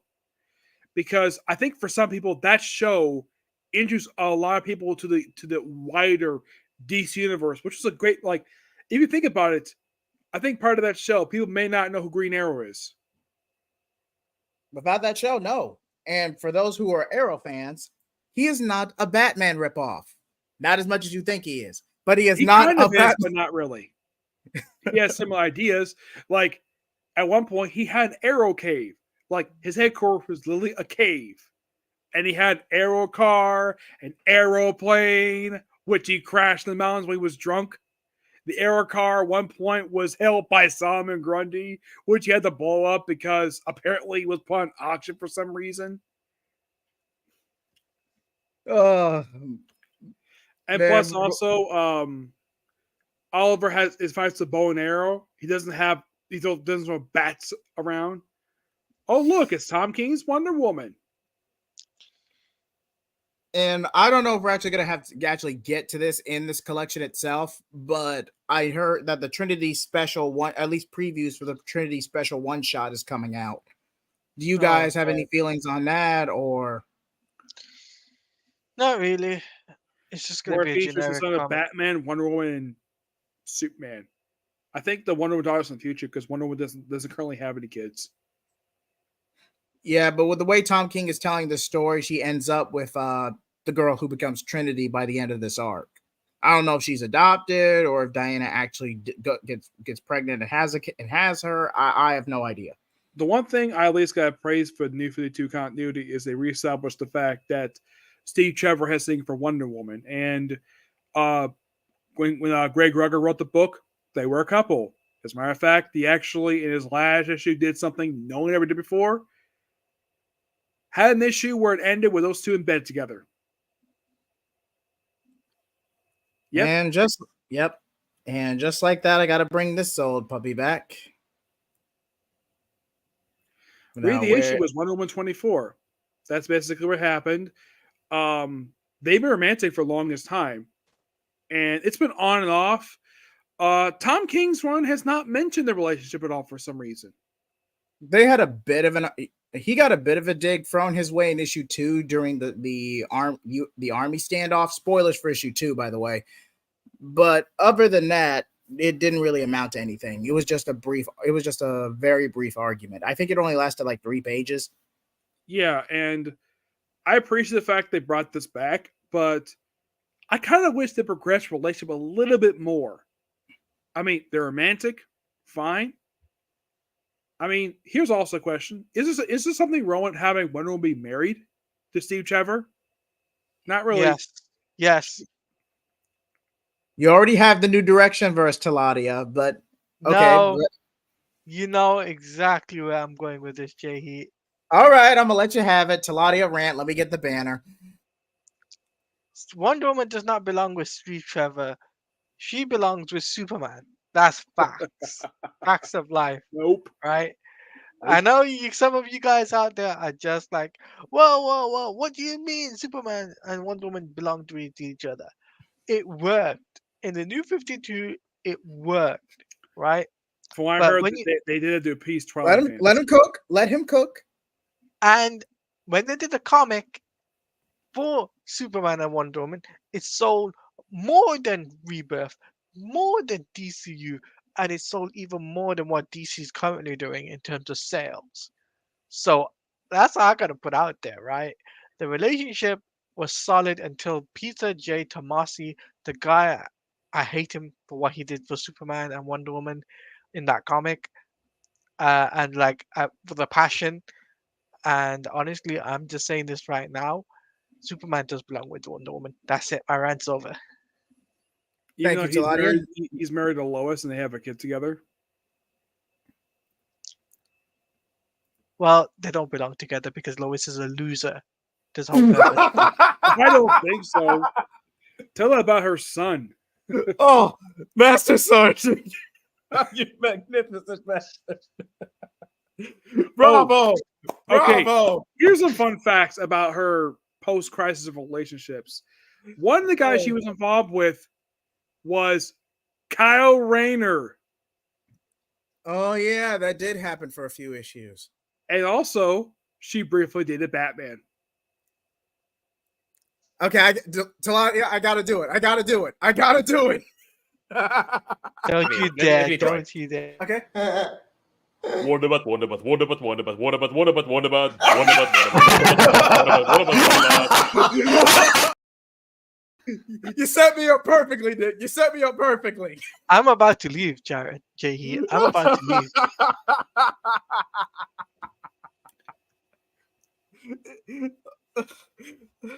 Okay, I've always found give me a the minute, chemistry give me a between minute. Superman and Wonder and Lois Lane be perfect for each other. I mean, they've been perfect since she first showed up. Superman's always had a thing for Lois. I mean, currently they're married and they have a kid together. I think I read another issue that she might be expecting her child in a future issue I saw.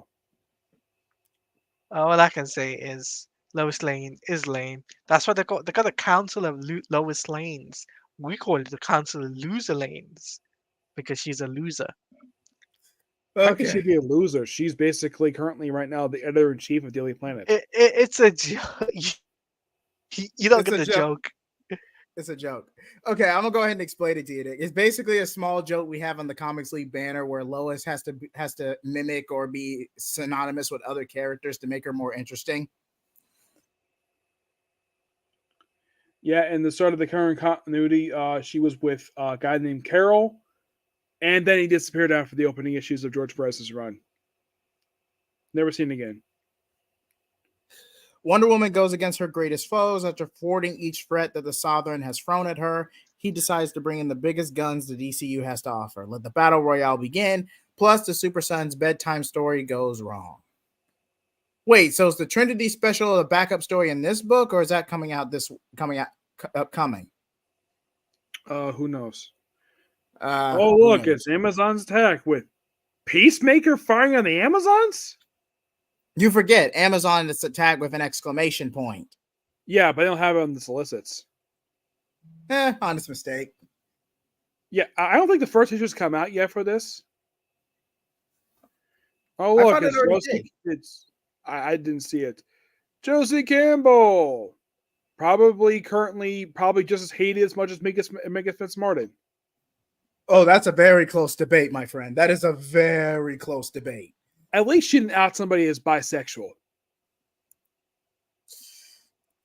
That is true. That is true. It's just that when people think of her, people think of the She-Ra show. I haven't seen it, and I've heard it's bad. So I'm like, okay, DC, why the heck would you hire a writer who people don't like and from a show that people hated?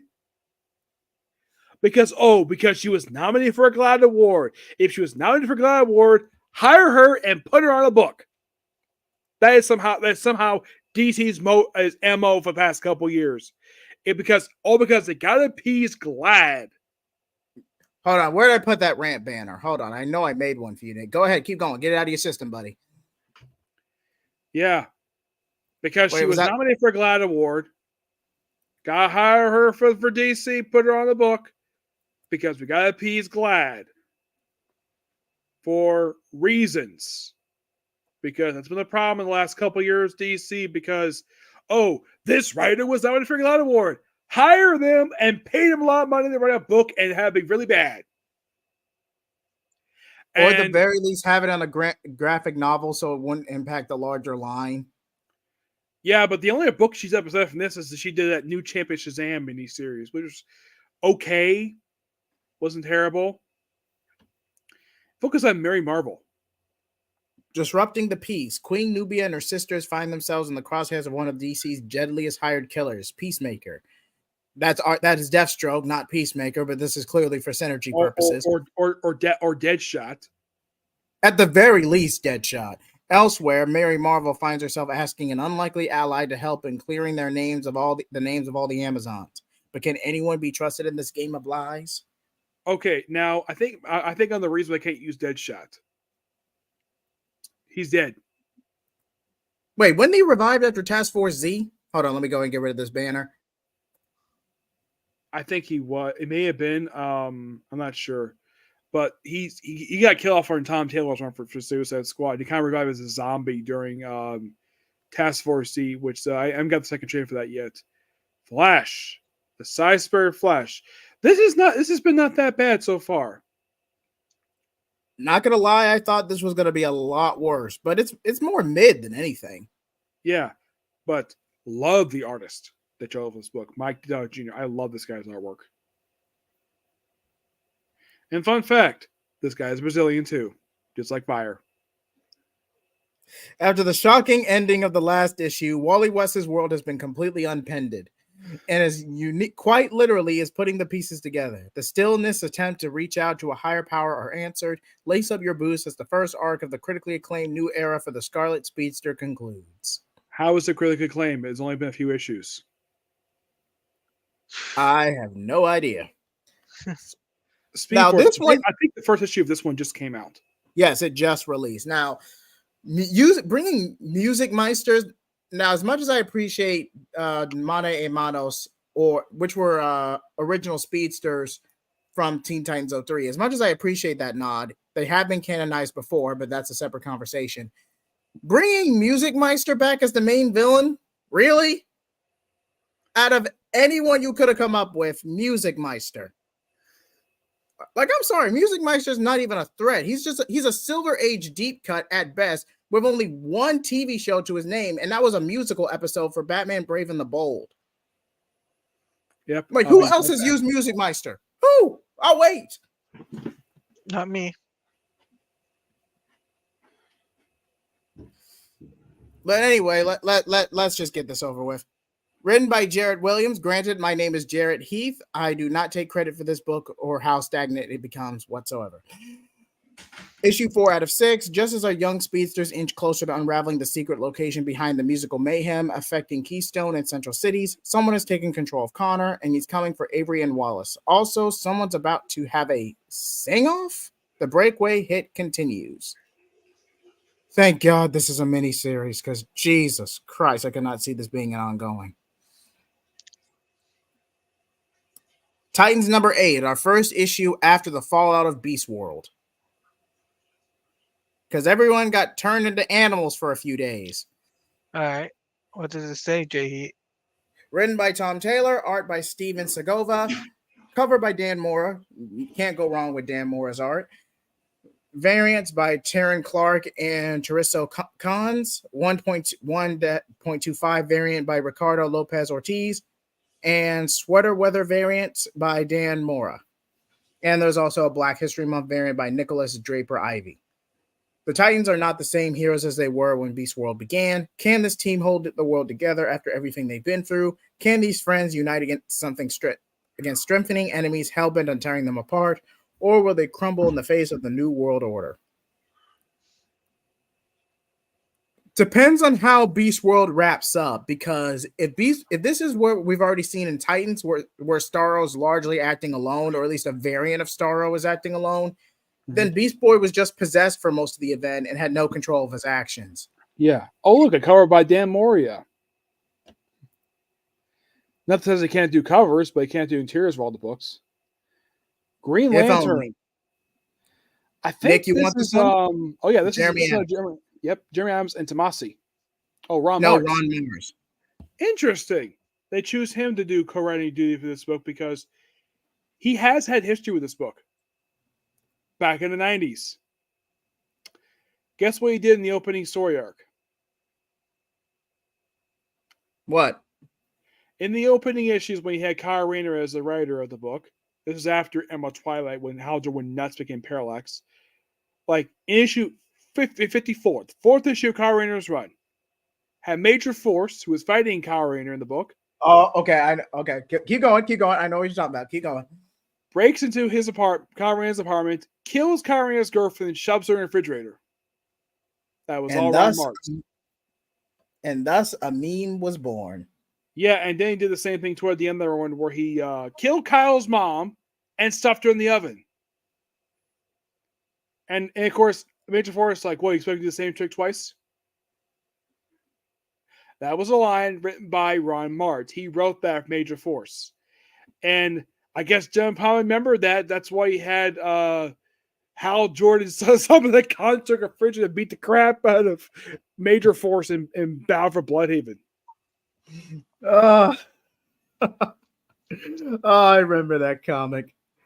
Oh. I actually like that comic. I had Linkari that was not a fan of it, but I kind of liked it because I love the interior artwork they have for the book. Daniel Kuhn, I'm not sure why some people don't like Daniel Kuhn's artwork because he did the art for that miniseries, and the guy is a good artist. I don't know why people don't like him. After the revelations of what happened on Korugar, Hal discovers the United Planets are consolidating power in the universe by nefarious means, but before he can stop them, representatives of the United Planet Corps have arrived to arrest Hal for unlawful use of the emotional spectrum energy in a quarantine zone. Okay, since when they established that? Because Bendis brought that into present day in his run for Superman, the United Planet stuff. That was all him doing that. It's strange they have a law about not using the Green Lantern stuff in a quarantine zone. I think that's kind of odd. I think there was another book that came out last year trying to set this up. I believe it was in Ridley. No, it wasn't Ridley's Green Lantern. It was a run after that. God, that run was awful. But the previous Green Lantern one lasted for 12 issues. Thank you. Yep, I believe that's the one. Thank you. Yeah, the one that Critical Thing claimed that he broke the emotional spectrum, even though that I read the book, he did not. Green Lantern War Journal issue number 6. John Stewart's second ongoing series. Yep, written by Philip Kennedy Johnson. By the way, I highly recommend War Saga. It is amazing. Yeah, which according to Philip Kennedy Johnson, it is what drew inspiration for that run, his Lost God miniseries. Because DC loved that so much. Say, hey, can you do the same thing for Superman? He's like, okay. And that's where we got War Saga from. Nice. Yep, and sad he's leaving Action Comics, and now he's doing this book. Actually, I think he was still doing this book just prior to his Action Comics ending. So this is right now. I think this might be the only book is at this point. I think this might be the only book is working for DC. A real shame. The climactic conclusion of the first arc of Green Lantern War Journal, John Stewart's team faces heavy losses, and he alone comes face to face with the Revenant Queen. His only hope to save Earth is to unlock his potential as the mystical guardian and the builder. But a shocking twist ending sets John on a quest of discovery across time and space, one that will reveal the hidden origins behind both the Green Lantern Corps and the Dark Stars. One story ends, another begins in this can't-miss issue. I kind of wish we had a Green Lantern Corps series. Right? Now, this one was supposed to be a mini-series, but I think is now officially branched out as an ongoing. Probably because basically it was selling really well. More than likely. Oh look, it's Green Arrow shaking hands with Waller. Yep. Beast War Fallout. After months of searching, the Emerald Archer has found Amanda Waller at her new hideout. Oliver Queen has his sights set on taking her out and demands answers for why she's messed with his family. But what does Ollie do when Amanda Waller offers him the deal of a lifetime? This can't be good. Yeah, Dustin Nguyen doing the variant cover for that. That's interesting. Plus, that costume is you notice like that costume. Green Arrow's had that costume since 2016. Yeah, that's his rebirth costume. Is it something though? He has not changed his costume yet. Some character DC have changed theirs, but he's one of you who hasn't. That is true. I think the reason why that Josh Williams has wanted to change his costume because it's a good costume. Why change it? I don't see a reason to change it. Taladia, do you? No. I think the costume was designed by the first artist who did Ben Percy's Green Arrow run. I think that's the one who designed the costume. Shazam issue number 8. Now, which in the book he's not called Shazam, he is called the Captain. Probably as a dig for Marvel over the copyright, but I appreciate the fact. I think some people were getting really tired of him being called Shazam because a lot of people said this. His name is not Shazam. His name is Captain Marvel. Call him the Captain is perfectly fine. At least it's not called Shazam.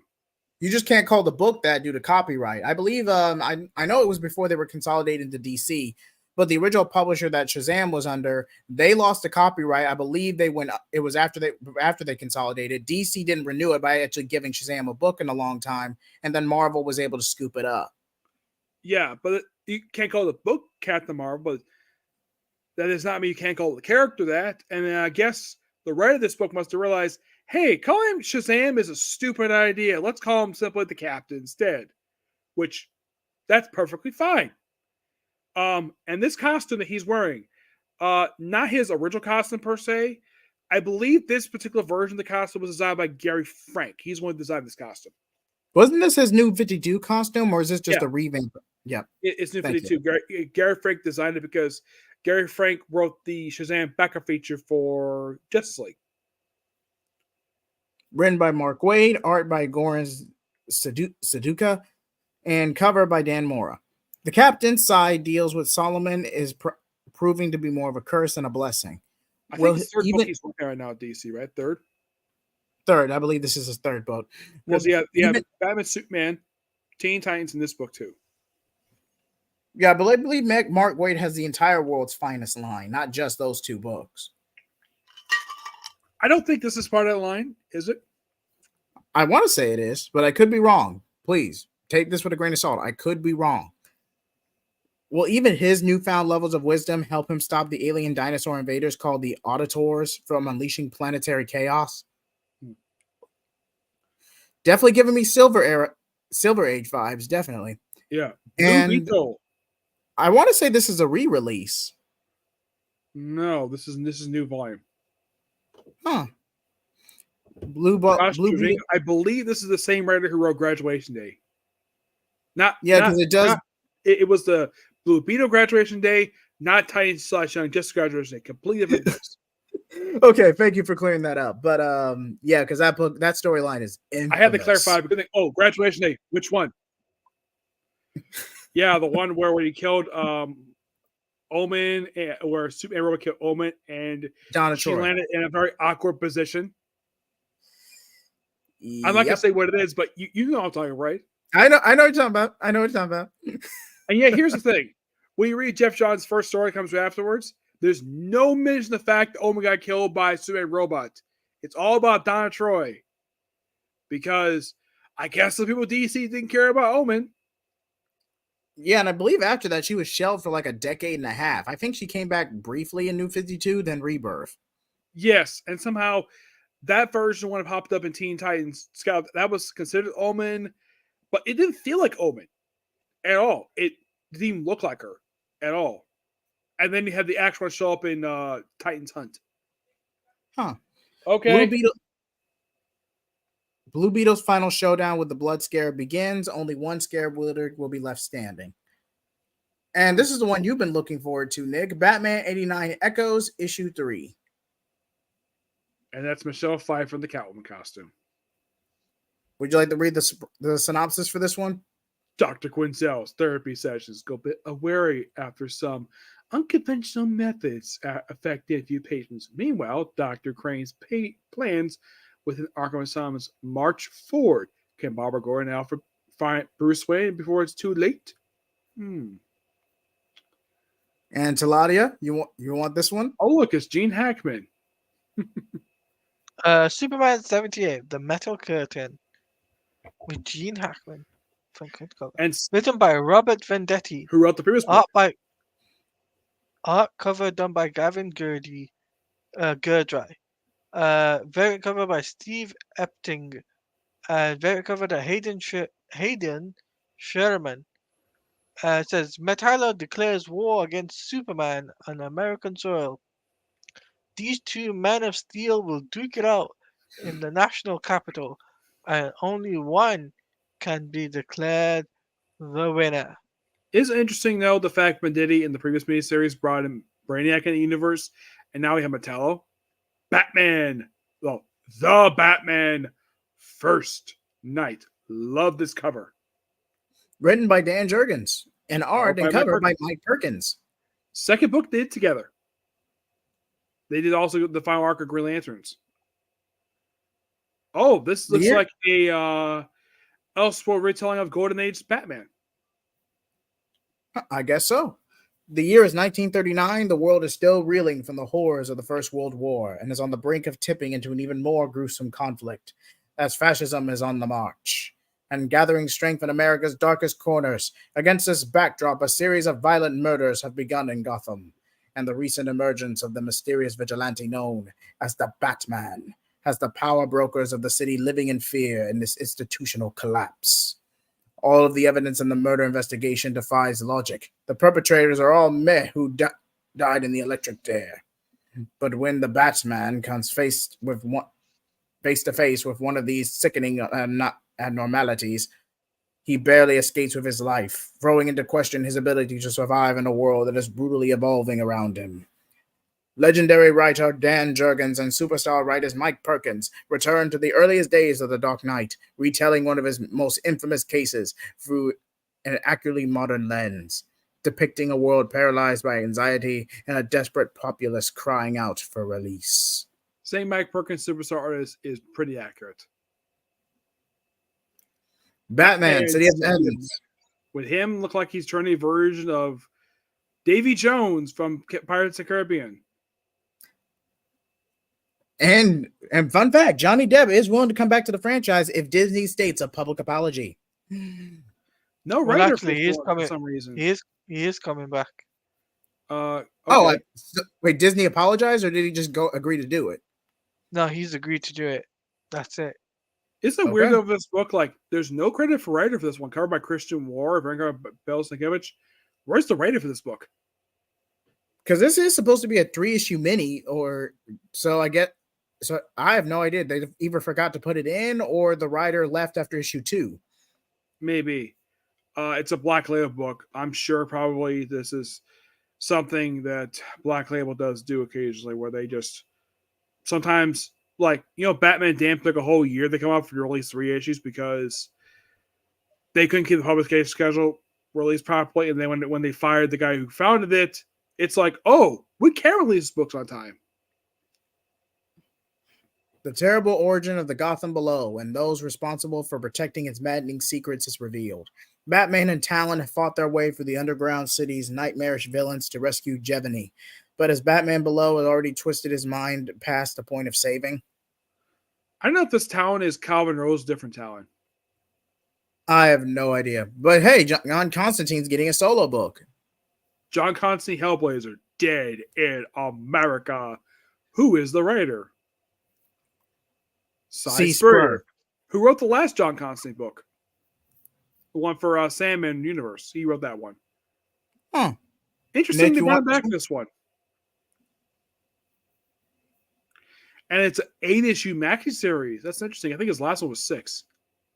Nick, I like if you his getting please. books. I like the fact he is because he rightfully earns it. His work can be hit or miss, but I'll take credit where it's due. And we probably need to wrap up really soon because my dinner is ready. I think this is the last title because from here it just goes to collections. So I think we only got a few more. The Superman Batman Mysteries, the Batman Superman Mysteries.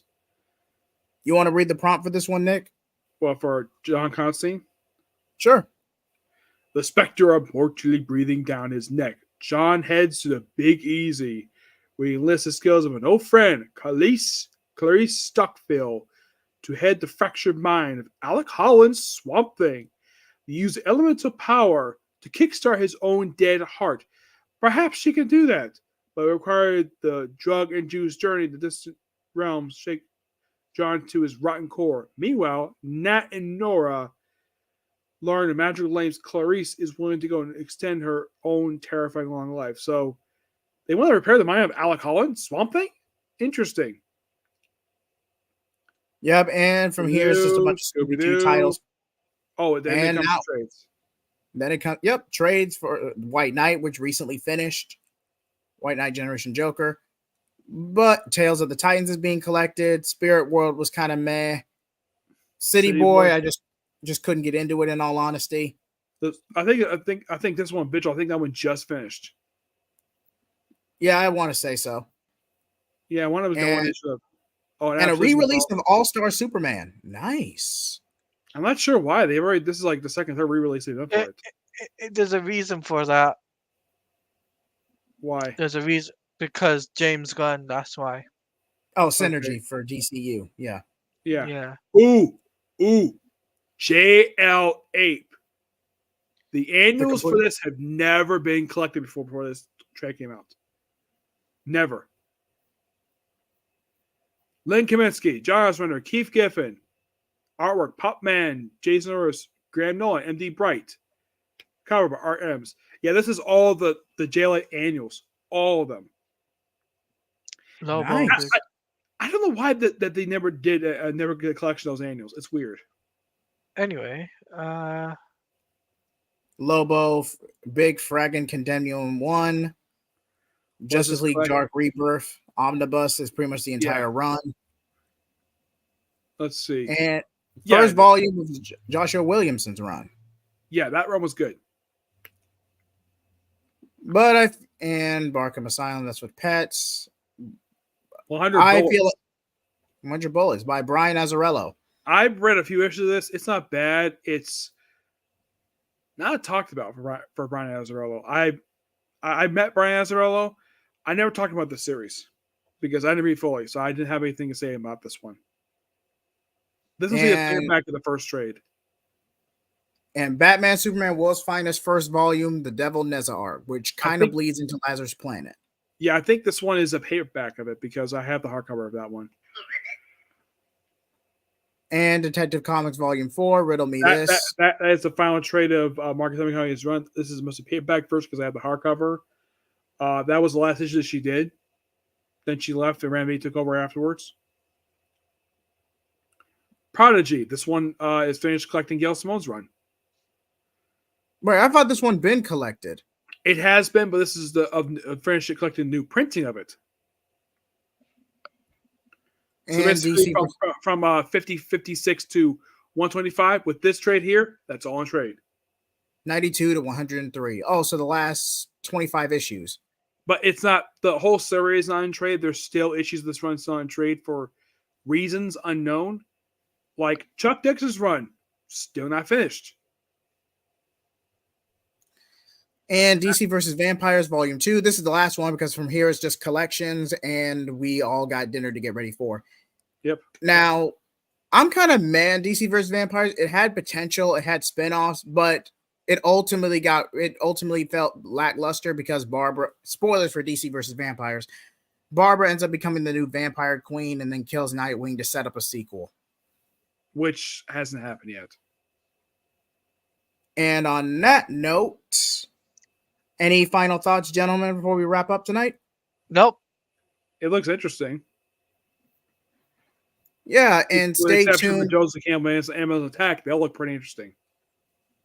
I agree. But anything you guys like to promote? What you got coming up on your channels? As for me, go ahead, Taladia.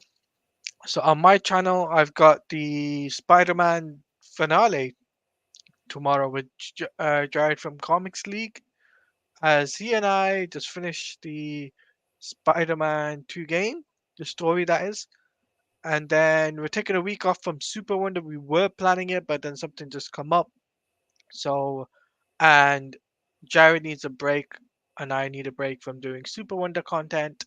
So we're just taking a week's break. We'll be back next week for Super Wonder, as we're going to be talking about the final battle in the Super Wonder Comics series. And then I believe the week after, we're going to be covering the New 52 Justice League run by Jeff Johns and Jim Lee. So we'll be starting that up. So that is very exciting. And then obviously the usual stuff with Jay Heath we got planned up for Blazing Shonen, and possibly even some other things. We're going to talk about the Arkhamverse with me and him. So we'll sort something out anyway. So please stay tuned for those projects. I'll go. Nick, are you ready to anything you would like to promote? I've just got some videos I'm going to be putting up after this. Basically for reviews for Devil's Part-Timer and a Comic Corner. I do have one anime review I'm going to do today. I got some videos probably coming tomorrow, and that's pretty much it. Okay, short, sweet, straight to the point. All right, all right. As for me, of course, SWTOR playthroughs are still coming out. I tweet and update regularly. You can find me on J Heat Blaze on YouTube, JJ Heat 75 on Twitter or X. I refuse to call it that for obvious reasons. And of course, Blazing Shonen is coming back. Dynamic Duo is coming back. I just need to find a right schedule to get everyone set up for collabs. And because you guys got me to 177 subscribers and counting, Taladia, Jared from Comics League, and myself will review Gotham Knights, the TV show. We got to see your reaction. We're doing you're doing Y'all a haven't reaction. broken me yet. Y'all have not broke me yet. We're gonna break you. We're gonna break you. Well, to that I say, bring it on. But on that note, like, comment, subscribe. You guys have been a wonderful audience. Flame off.